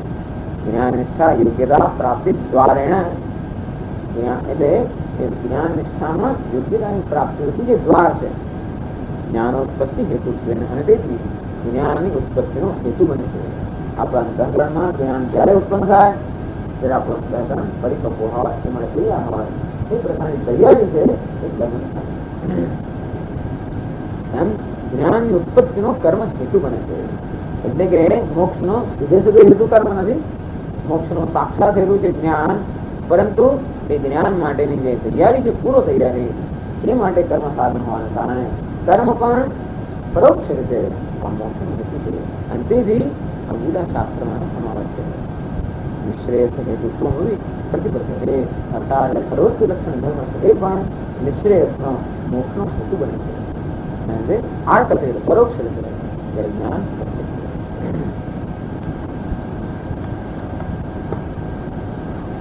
તો એ વસ્તુ આ વાતનો અભિપ્રાય કરજો કે ગીતામાંથી કહો છો? આપણે એમ કહ્યું કે કર્મ એ અંતઃકરણ શુદ્ધિનું કારણ બને અને અંતઃકરણ શુદ્ધિ માટે જ કર્મ કરવામાં આવે છે અને બીજા કશા મળે નહીં. એને માટેનું પ્રમાણ ક્યાં છે? શંકરાચાર્ય મહારાજ છે એ ગીતામાં જ કહ્યું છે. આગળ છે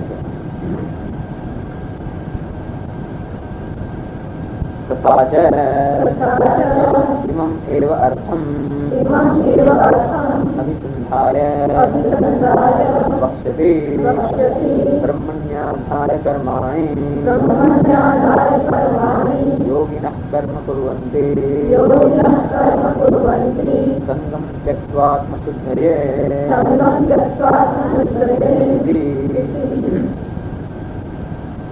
तथा च वળી એટલે અમે જે કહ્યું એ આ ગીતા શાસ્ત્રમાં જ કહ્યું છે. તથા છે ઇમમ એવ અર્થમ અભિસંધાય. આ જ અર્થ અર્થાત કર્મ એ અંતઃકરણ શુદ્ધિનું કારણ છે. એ જ અર્થ એને ધ્યાનમાં અભિસંધાય, એને જ ધ્યાનમાં રાખીને, એને જ લક્ષ્યમાં રાખીને આ વક્ષત્રી ભગવાન કહેશે. વક્ષત્રી ગીતા શાસ્ત્રમાં ભગવાન કહેશે બ્રહ્મણ્યાધાય કર્માણિ સંગમ त्यक्त्वा करोति है लिप्यते पापेन पद्मपत्र विवाहमता. 5 ब्रह्मणि अर्थात ईश्वरे आधाय कर्माणि. तो कर्म કરવા જોઈએ. આગળ તો ઈશ્વરાગમ બુદ્ધ્યા એને વર્ણન પ્રમાણ કયું? બ્રહ્મણ્યાધાય કર્માણિ. 5મા અધ્યાયમાં કહે છે કર્મ કરવા હોય તો કેવી કરવાના? બ્રહ્મણિ આધાય. બ્રહ્મણિ અર્થાત ઈશ્વરને આધાય અર્થાત સમર્પિત કરીને. ઈશ્વરને કર્મ સમર્પિત કરવા જોઈએ.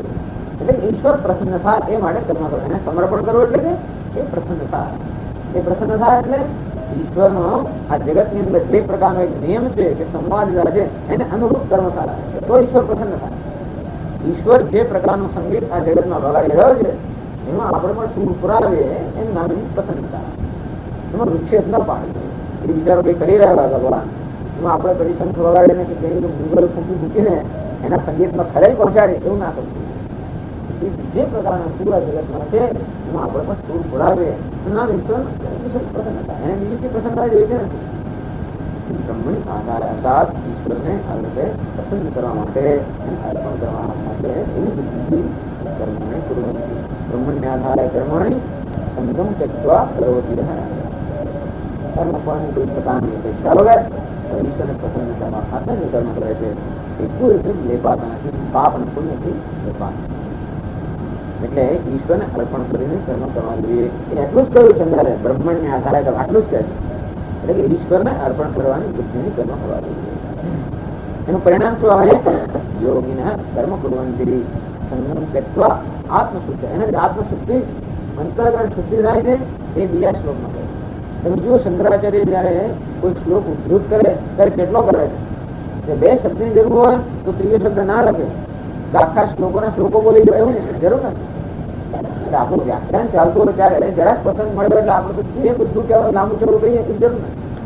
મને ખબર છે કથા કરવા છે ને તો એક વાર મેં સાંભળ્યું એ વેદની કઈક વાત આવે તે એક મંત્ર જરાક આવે પછી એમણે એક મંત્ર ખાલી કે વેદનો મંત્ર કેવો હોય સહસ્ર શીર્ષા પુરુષ આવો આવો વેદના મંત્ર આખું પુરુષ તો બોલી ગયા હતા. રામાયણ નંબર જ નથી છતાં એટલે આપણે જરાક તાર મળે એટલે જે આપણે આ બધું શું થાય છે એ બધી અસંગત વસ્તુઓ થઈ જાય ને. એટલે 2 શબ્દની જરૂર હોય. બ્રહ્મણ્યાનાય કર્માણે ઈશ્વરને અર્પણ કરીને કર્મ કરવા. ઈશ્વરામાં બુદ્ધિનું ચિંતન કરવું. પરિણામ શું છે? યોગીના કર્મ કુર્વંતિ. આવી યોગી લોકો જયારે કર્મ યોગી જયારે કર્મ કરતા હોય ત્યારે ઈશ્વરને અર્પણ કરવાની એને પ્રસન્નતા આનંદ કરતા હોય. અને સંગમ त्यक्त्वा કર્મ ફળ સાથે કોઈ પ્રકારનો સંગ નથી લાગતા. અર્થાત કર્મ ફળથી એ લોકો કોઈ લેપાતા નથી. કર્મ ફળ એના માટે અગત્યનું નથી. કર્મ ફળ તો આવવાનું છે તો કર્મ ફળ એને અગત્ય નથી. કર્મના ફળને ધ્યાનમાં રાખીને કર્મ નથી કરતા તો ભગવાનને પ્રસન્ન કરવા માટે કર્મ કરે છે. તો શું કરે? આત્મશુદ્ધિ. આત્માને અંતઃકરણ શુદ્ધિ માટે યોગી લોકો આ રીતે કર્મ કરે છે. એટલે એનો અર્થ એ થયો કે આ કર્મ એ અંતઃકરણ શુદ્ધિનું કારણ છે. શંકરાચાર્ય કહે છે કે અમે જે કહીએ છીએ બધું આમાંથી જ આવે છે. આ તો વ્યક્તિગત અભિપ્રાય નથી. તેથી કર્મનો પણ ગીતા શાસ્ત્રમાં સમાવેશ છે. એટલા માટે એ જ કર્મ ઈશ્વરને પ્રસન્ન કરવાની ભાવનાથી અને ફળનો આગ્રહ રાખ્યા વગર કરવામાં આવે તો અંતઃકરણ શુદ્ધિનું કારણ બને છે. અને એ રીતે જ્ઞાનની ઉત્પત્તિનું અને જ્ઞાનની નિષ્ઠાનું કારણ બને છે. અને તે જીવનનો સમાવેશ છે. આમ પ્રવૃત્તિ લક્ષણ ધર્મ પણ સમાવેશ છે. તો પ્રવૃત્તિ લક્ષણ ધર્મ એ નિવૃત્તિ અથવા જ્ઞાનનું સાધન છે, એનો ઉપાય છે. આગળ કહે છે ઉપાય ઉપેયભૂત. આ પ્રવૃત્તિ લક્ષણ ધર્મ અથવા કર્મયોગ ઉપાય છે અને જ્ઞાન શું છે? ઉપેય. ઉપાય વડે પ્રાપ્ત જતાનું નામ ઉપેય. ઉપાય ઉપેયભૂત ધર્મ દ્વય. આ બે પ્રકારનો ધર્મ છે એનું લક્ષણ છે ઉપાય અને ઉપેય.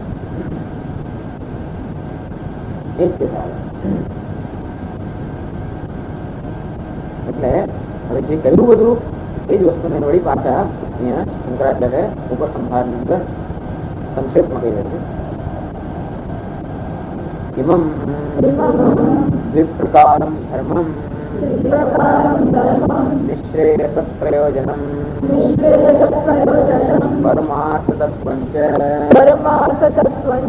વાસુદેવાખ્યમ પરમ બ્રહ્મ અભિષેયભૂતમ વિશેષતઃ વિવ્યഞ്જયત વિશિષ્ટ પ્રયોજન સંબંધ અભિષેયવત શાસ્ત્રમ.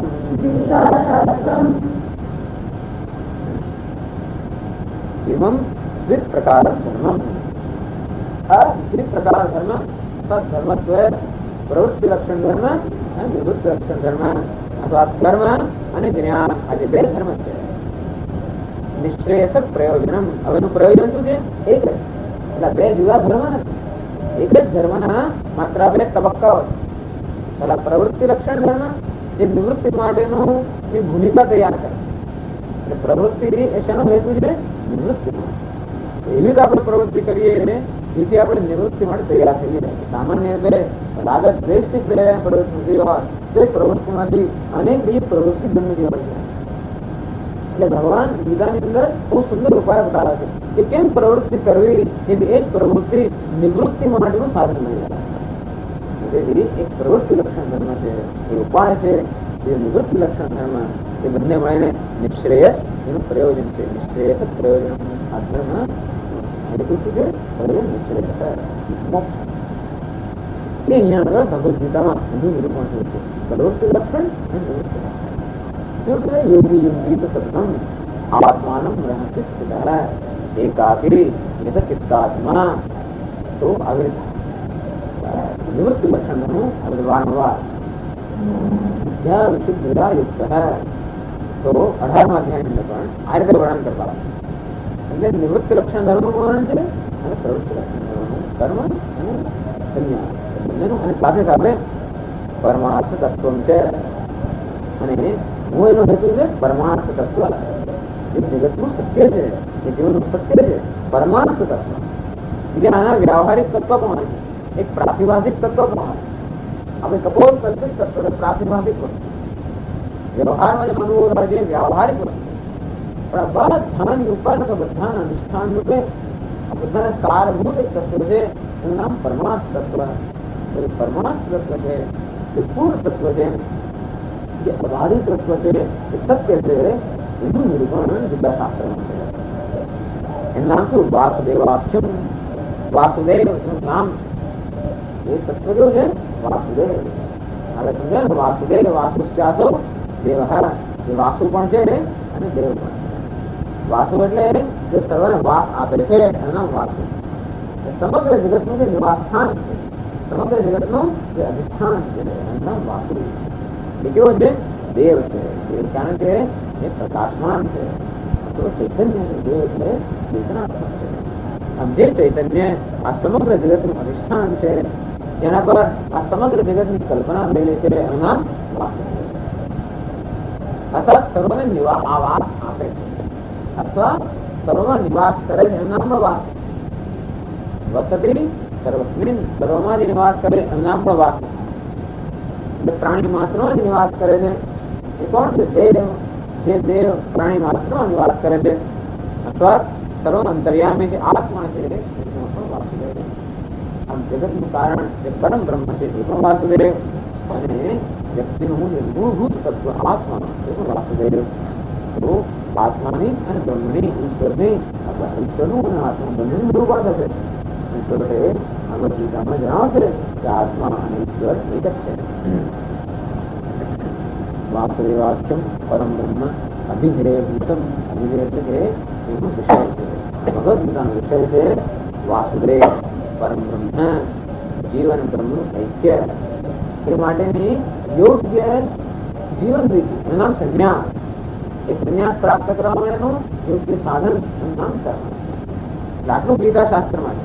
ગીતા શાસ્ત્રનો મૂળ વિષય છે વાસુદેવ, અને એનું નિરૂપણ કરનાર શ્રેષ્ઠ વ્યક્તિ પણ વાસુદેવ પોતે. વાસુદેવ પોતે જ પોતાનું નિરૂપણ કરે. વાસુદેવ પરમ બ્રહ્મ, પરમાત્મા એ જગતનું કારણ છે. જગતથી માત્ર સત્વ છે એ ગીતામાં મૂળભૂત વિષય. પરંતુ એ વાસુદેવ જ્ઞાન જ્યારે થાય ત્યારે એક પ્રકારની આંતરિક સ્થિતિ તૈયાર થઈ હોય એને કારણે સંન્યાસ. અને સંન્યાસની સ્થિતિ તૈયાર તૈયાર થાય ત્યારે કર્મ અમુક રીતે કરવામાં આવે અને સમજ યોગ. યોગ, સંન્યાસ અને પરમાર્થ તત્વ આ ત્રણનું નિરૂપણ આ તે ભગવદ ગીતાનો વિષય. અભિધેય ભૂતમ વિશેષતઃ અભિવ્યંજ્ય. મુખ્યત્વે આ વસ્તુ છે. એ નાની મોટી ઘણી વસ્તુ આવશે. કેમ મનનો આપણે નિગ્રહ કેમ કરવો વગેરે વગેરે પણ વસ્તુ આવે છે. પણ તેથી દૈવી સંપત્તિ કોને કહેવાય, આત્મ સંપત્તિ, સમસ્યા કરો, શેના દૂર રહેવું, કેમ ખાવું, શું નહીં ખાવું, એ બધું પણ આવે. એ નાની નાની મોટી વસ્તુઓ પણ ઘણી દર્શા છે. તો મુખ્યત્વે વિશેષતઃ અભિવ્યંજ્ય. મુખ્યત્વે આ ત્રણ વસ્તુ પર ભાર દેવામાં આવે. અંગ્રેજી આ ગીતા શાસ્ત્ર શાસ્ત્ર છે જેમાં સ્પષ્ટ વિષય છે વાસુદેવ, સંન્યાસ, કર્મયોગ વિષય. એનું કોઈ પ્રયોજન છે એમ આપણે નથી કરતા. શું આ જ્ઞાનનું પ્રયોજન શું છે? શ્રેયની પ્રાપ્તિ, જીવનનું પરમ કલ્યાણ થાય એનું પ્રયોજન. અને કેમ પ્રાપ્ત થાય? જ્ઞાન માત્ર જ પ્રાપ્ત થાય. એના માટે એનો સંબંધ છે. જ્ઞાનથી જ આ પ્રયોજન સિદ્ધ થાય. જ્ઞાન પોતે જ આપણે ઘેરે છે. આમ વિશિષ્ટ પ્રયોજન સંબંધ અભિધેયવત. પ્રયોજન નિશ્રેય મોક્ષ. અભિધેય એટલે કોણ? વિષય. અર્થાત વાસુદેવ પરમ બ્રહ્મ, જીવ બ્રહ્મ ઐક્ય. સંબંધ જ્ઞાનથી આ મોક્ષ પ્રાપ્ત થાય એનો સંબંધ છે. આ પ્રકારનું ગીતા શાસ્ત્ર છે. અને તેથી આ ગીતા શાસ્ત્રનું વ્યાખ્યાન કરવું જોઈએ. આ ચર્ચાનો પ્રારંભ એમના જ કરે. ગીતા શાસ્ત્ર એ નારાયણ વડે ઉપદેશ આવેલું છે તો બરોબર, અને તેથી જે કંઈ કહે છે બરોબર, પરંતુ એ શાસ્ત્રમાં આવા અનુબંધ ચતુષ્ટય છે કે નહીં તો જ અમે એનો અભ્યાસ કરીએ. હા, એ અનુબંધ. હવે અધિકારિક વાત કરી રહ્યો એની ચર્ચા ગીતા પોતે જ કરશે. અધિકારનું પણ નિરૂપણ છે. આમ અધિકારિક પ્રયોજન, વિષય અને સંબંધ એ બધા અત્યંત સ્પષ્ટ નિરૂપણ હોવાના કારણે આ ગીતા શાસ્ત્રમાં અનુબંધ ચતુષ્ટય છે. માટે એની વ્યાખ્યા કરવી જોઈએ, એનું અધ્યયન કરવું જોઈએ. જ્ઞાન ત્યારે થાય એનું વ્યાખ્યાન થાય. શંકરાચાર્ય મહારાજે સાબિત કર્યું અથવા તો ભૂમિકા હતી કે કેમ ગીતા શાસ્ત્રની વ્યાખ્યા કરવી જોઈએ અને કેમ હું વ્યાખ્યા કરી. અનેક બધી વ્યાખ્યાઓ તો એકની પહેલા તો આપ જે વ્યાખ્યા કરશો એનો કઈ વિશિષ્ટતા જ છે. પૂર્વે જે અનેક વ્યાખ્યાઓ થઈ ગઈ એમાંથી તો લોકો અનેક ગૂંચવડા ઉભા થાય. વ્યાખ્યાઓ તો લોકોએ કરી છે અને બહુ વિસ્તૃતતા ભરી વ્યાખ્યાઓ કરી છે તો ખૂબ ગૂંચવડા ઉભા થયેલા મેં જોયા. અને એટલો શબ્દનો બાપુ છે, એટલો બધા શબ્દો લોકો ગૂંચવાઈ ગયા છે. માટે સંક્ષેપમાં સ્પષ્ટ વ્યાખ્યા થાય એ માટે વ્યાખ્યા કરી. અને તેથી આ ચર્ચાનું હવે સંહાર હતા કેટલી પંક્તિઓ કરી શંકરાચાર્ય. તદર્થે વિજ્ઞાતે સમસ્ત પુરુષાર્થ સિદ્ધિ વિવરણે યત્નઃ ક્રિયતે મયા યતઃ કાંતે તદર્થે વિજ્ઞાતે. આ ગીતા શાસ્ત્રનો જે અર્થ છે, એનો જે વિષય છે, એનું જે તત્વ છે, એનું જયારે જ્ઞાન થાય ત્યારે સમસ્ત પુરુષાર્થ સિદ્ધિ. આ જ્ઞાનથી સમસ્ત પુરુષાર્થ સિદ્ધિ. બીજા જન્મ સમસ્ત પુરુષાર્થ. એવું નહીં કે ભાઈ અમને અર્થ કામ કશું નહીં મળે તો મોક્ષ જ પુરુષાર્થ મળ્યો તો બીજા બધા પુરુષાર્થ નથી. બધા પુરુષાર્થ આવી ગયા. ધર્મ, અર્થ, કામ, આ બધા પુરુષાર્થ જેનો સમજાય છે તો મોક્ષ સમસ્ત પુરુષાર્થ એની સિદ્ધિ આ ગીતાના જ્ઞાનથી થવાની ગીતામાં જે વિષયની ચર્ચા થઈ છે એ વિષયના જ્ઞાનથી જીવનના સમસ્ત પુરુષાર્થની સિદ્ધિ થતી હોવાને કારણે, પરંતુ એ સિવાય બીજા કશાથી સમસ્ત પુરુષાર્થની સિદ્ધિ થતી હોય તો અમે બીજું કંઈ કરી શકશે નહીં. આના સિવાય બીજો કોઈ વિકલ્પ જ નથી. કારણ કે અજ્ઞાન એ માત્ર જીવનની સમસ્યા છે. તેથી જ્ઞાન સિવાય બીજો કોઈ ઉપાય નથી. તેથી વિજ્ઞાન કરે આ જ્ઞાન પ્રાપ્ત કરવાથી સમસ્ત પુરુષાર્થની સિદ્ધિ થતી હોવાને કારણે તે કારણે સદ વિવરણે આ ગીતા શાસ્ત્રનું વિવરણ કરવામાં અમારા વડે મયા ક્યારે કર્યા શંકરાચાર્યમાં અહમ વગેરે કરું ભાગ્ય આવે. કોઈ વાર દેખાવામાં કંઈ કોઈ વ્યક્તિ રહેલી છે, બાકી તો ક્યારે આત્મા કોઈ વ્યક્તિનું દર્શન ભાગ્ય સદ વિવરણે મયા. તેથી આ વિવરણ માટે મારા વડે એટલે કે હું ગીતા શાસ્ત્રનું વિવરણ કરે. આમ પોતે વિવરણ કરે પહેલા એકી કારણ છે બીજા કારણ જણાવે. હિંસાનું વિવરણની જરૂર છે. હિંસાનું વિવરણ કરીશ શું છે? આ શાસ્ત્રમાં જે વિવરણ જોયું છે આ શાસ્ત્ર કેવું છે એની કોને રચના કરી તો બતાવ્યું શંકરાચાર્ય આ શાસ્ત્રની રચના કરનાર સ્વયં નારાયણ પોતે જ છે. માટે આ શાસ્ત્ર પ્રમાણભૂત એક નારાયણ છે શાપત્રી કહો છો જે શ્રી કૃષ્ણ છે એ નારાયણ અવતાર છે. એ અવતાર હોય તો મર્યાદિત નથી કે નહીં. અવતારનો અર્થ છે હંમેશા આજે ઐશ્વર્ય, શક્તિ, જ્ઞાન, વીર્ય, બલ, તપ આ બધા સદા સંપન્ન અસલ ઐશ્વર્ય સદા સંપન્ન એવા નારાયણ શ્રી કૃષ્ણ બન્યા છે. માટે એમના વચન જે છે પ્રમાણભૂત છે. ગીતા શાસ્ત્ર પ્રમાણભૂત શાસ્ત્ર અને એનો જે વિષય છે એ આપણને સ્પર્શે છે. તેથી અમારે પ્રયોજન સિદ્ધ થાય છે એ જ પ્રયોજન આપણે સિદ્ધ કરવા ઈચ્છીએ છીએ. આપણે જીવનમાં જે સિદ્ધ કરવા ઈચ્છીએ છીએ એ પ્રયોજન સિદ્ધ કરવાનો માર્ગ ગીતા શાસ્ત્ર બતાવે અને એનો બીજો કોઈ માર્ગ છે નહીં. અને માટે ગીતા શાસ્ત્ર આપણા માટે આટલું અગત્યનું છે. એના વગર કોઈ ચાલી ન શકે. અને વળી અનેક પ્રકારના વિવરણ જે ભૂતકાળમાં થયેલા છે એ વિવરણ સ્પષ્ટ ન હોવાને કારણે સ્પષ્ટ અને સંક્ષેપ વિવરણ કરવાની જરૂર હોવાને કારણે નવા વિવરણ કરી બધી ભૂમિકા રાખીને હવે ગીતા શાસ્ત્રની ચર્ચા વિષય બદલશે. એની પહેલા ઘણો અધ્યાન અને શ્લોકો જે પણ આપણે જોઈ લઈશું સંક્ષેપથી. પછી 11મા શ્લોક પહેલા બીજા અધ્યાન 11મા શ્લોક પહેલા શંકરાચાર્યનું ભાષ્ય છે એ આપણે પછી જોઈશું. ત્યાં સુધી પહેલા અધ્યાયના અને બીજા અધ્યાયના બધા શ્લોકો પણ આપણે જોઈ લઈશું આવતા. ઓમ પૂર્ણમદ પૂર્ણમિદં પૂર્ણાત પૂર્ણમુદચ્યતે પૂર્ણસ્ય પૂર્ણમાદાય પૂર્ણમેવાવશિષ્યતે. ઓમ શાંતિ શાંતિ શાંતિ.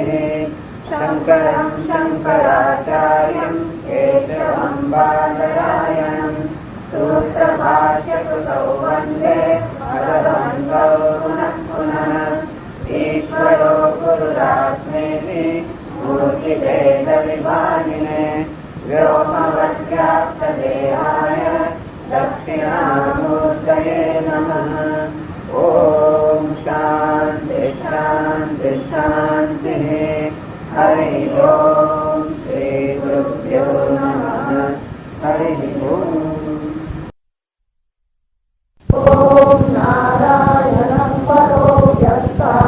અંડમવ્યક્તસંભવम् અંડસ્યાંતસ્વિમે લોકાઃ સપ્તદ્વીપા ચ મેદિની.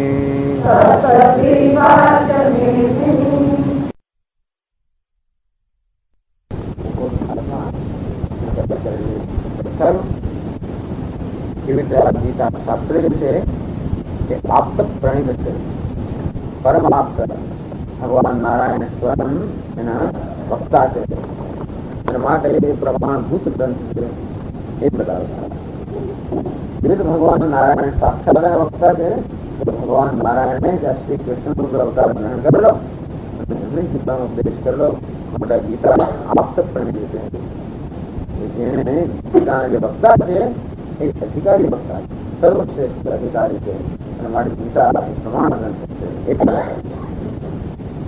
પછી એ પણ બતાવ્યું કે ગીતામાં અનુબંધ ચતુષ્ટ, ગીતા એક શાસ્ત્ર છે, એમાં પણ પ્રયોજન, એમાં વિષય, પ્રયોજન, સંબંધ, અધિકારી આ બધા તત્વોનું નિરૂપણ કરવામાં આવ્યું છે. તેથી એ ગ્રંથ છે એ એનું અધ્યયન કરવું જોઈએ. પછી એ ગ્રંથની વ્યાખ્યા પણ કરી છે. તો બધા ગ્રંથ પ્રમાણ ગ્રંથ, એ ગ્રંથ અધ્યયન કરવા યોગ્ય છે.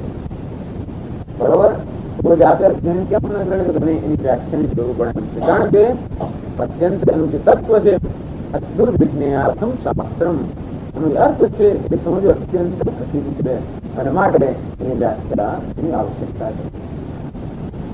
પહેલાના આચાર્ય વ્યાખ્યા કરી છે તો નવી વ્યાખ્યાની જરૂર છે? તો કે હા, પહેલાના આચાર્યો જે વ્યાખ્યા તો કરી છે પણ પછી લોકોના મનમાં બધા ખૂબ ગૂંચવાડો ઉભા થયા છે અને માટે એ ગૂંચવાડો સ્પષ્ટ કરવા માટે ગીતા શાસ્ત્રનો ગ્રંથ છે એ સ્પષ્ટ કરવા માટે વ્યાખ્યાની જરૂર છે.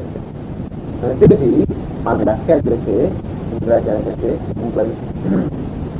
અને આ રીતે એમણે કેમ ગીતાની વ્યાખ્યા કરવી જોઈએ, ગીતા વ્યાખ્યા ગ્રંથ છે આ બધું સ્થાપિત કર્યું છે. પછી બતાવ્યું એનું પ્રયોજન શું છે. ગીતા શાસ્ત્રનું પરમ નિશ્ચય, મોક્ષ, પરમ નિશ્ચય, જીવનું પરમ કલ્યાણ, સર્વ અનર્થમાંથી મુક્તિ, હંમેશ માટે મુક્તિ, અત્યંત ઉપરમ, તો સર્વ અનર્થમાંથી, સર્વ દુઃખ અને સંતાપમાંથી હંમેશ માટે નિવૃત્તિ, અને એ રીતે પરમ આનંદની કે પરમ કલ્યાણ પ્રાપ્તિ એ આ ગીતા શાસ્ત્રનું પ્રયોજન છે. અને કેમ થાય તો કે અજ્ઞાન અને નિવૃત્તિ, આત્મામાં નિષ્ઠા પ્રાપ્ત કરવાથી, આત્મજ્ઞાનમાં નિષ્ઠા પ્રાપ્ત કરવાનું કોઈ નિવૃત્ત ધર્મ બને. આત્મજ્ઞાન નિષ્ઠા એનો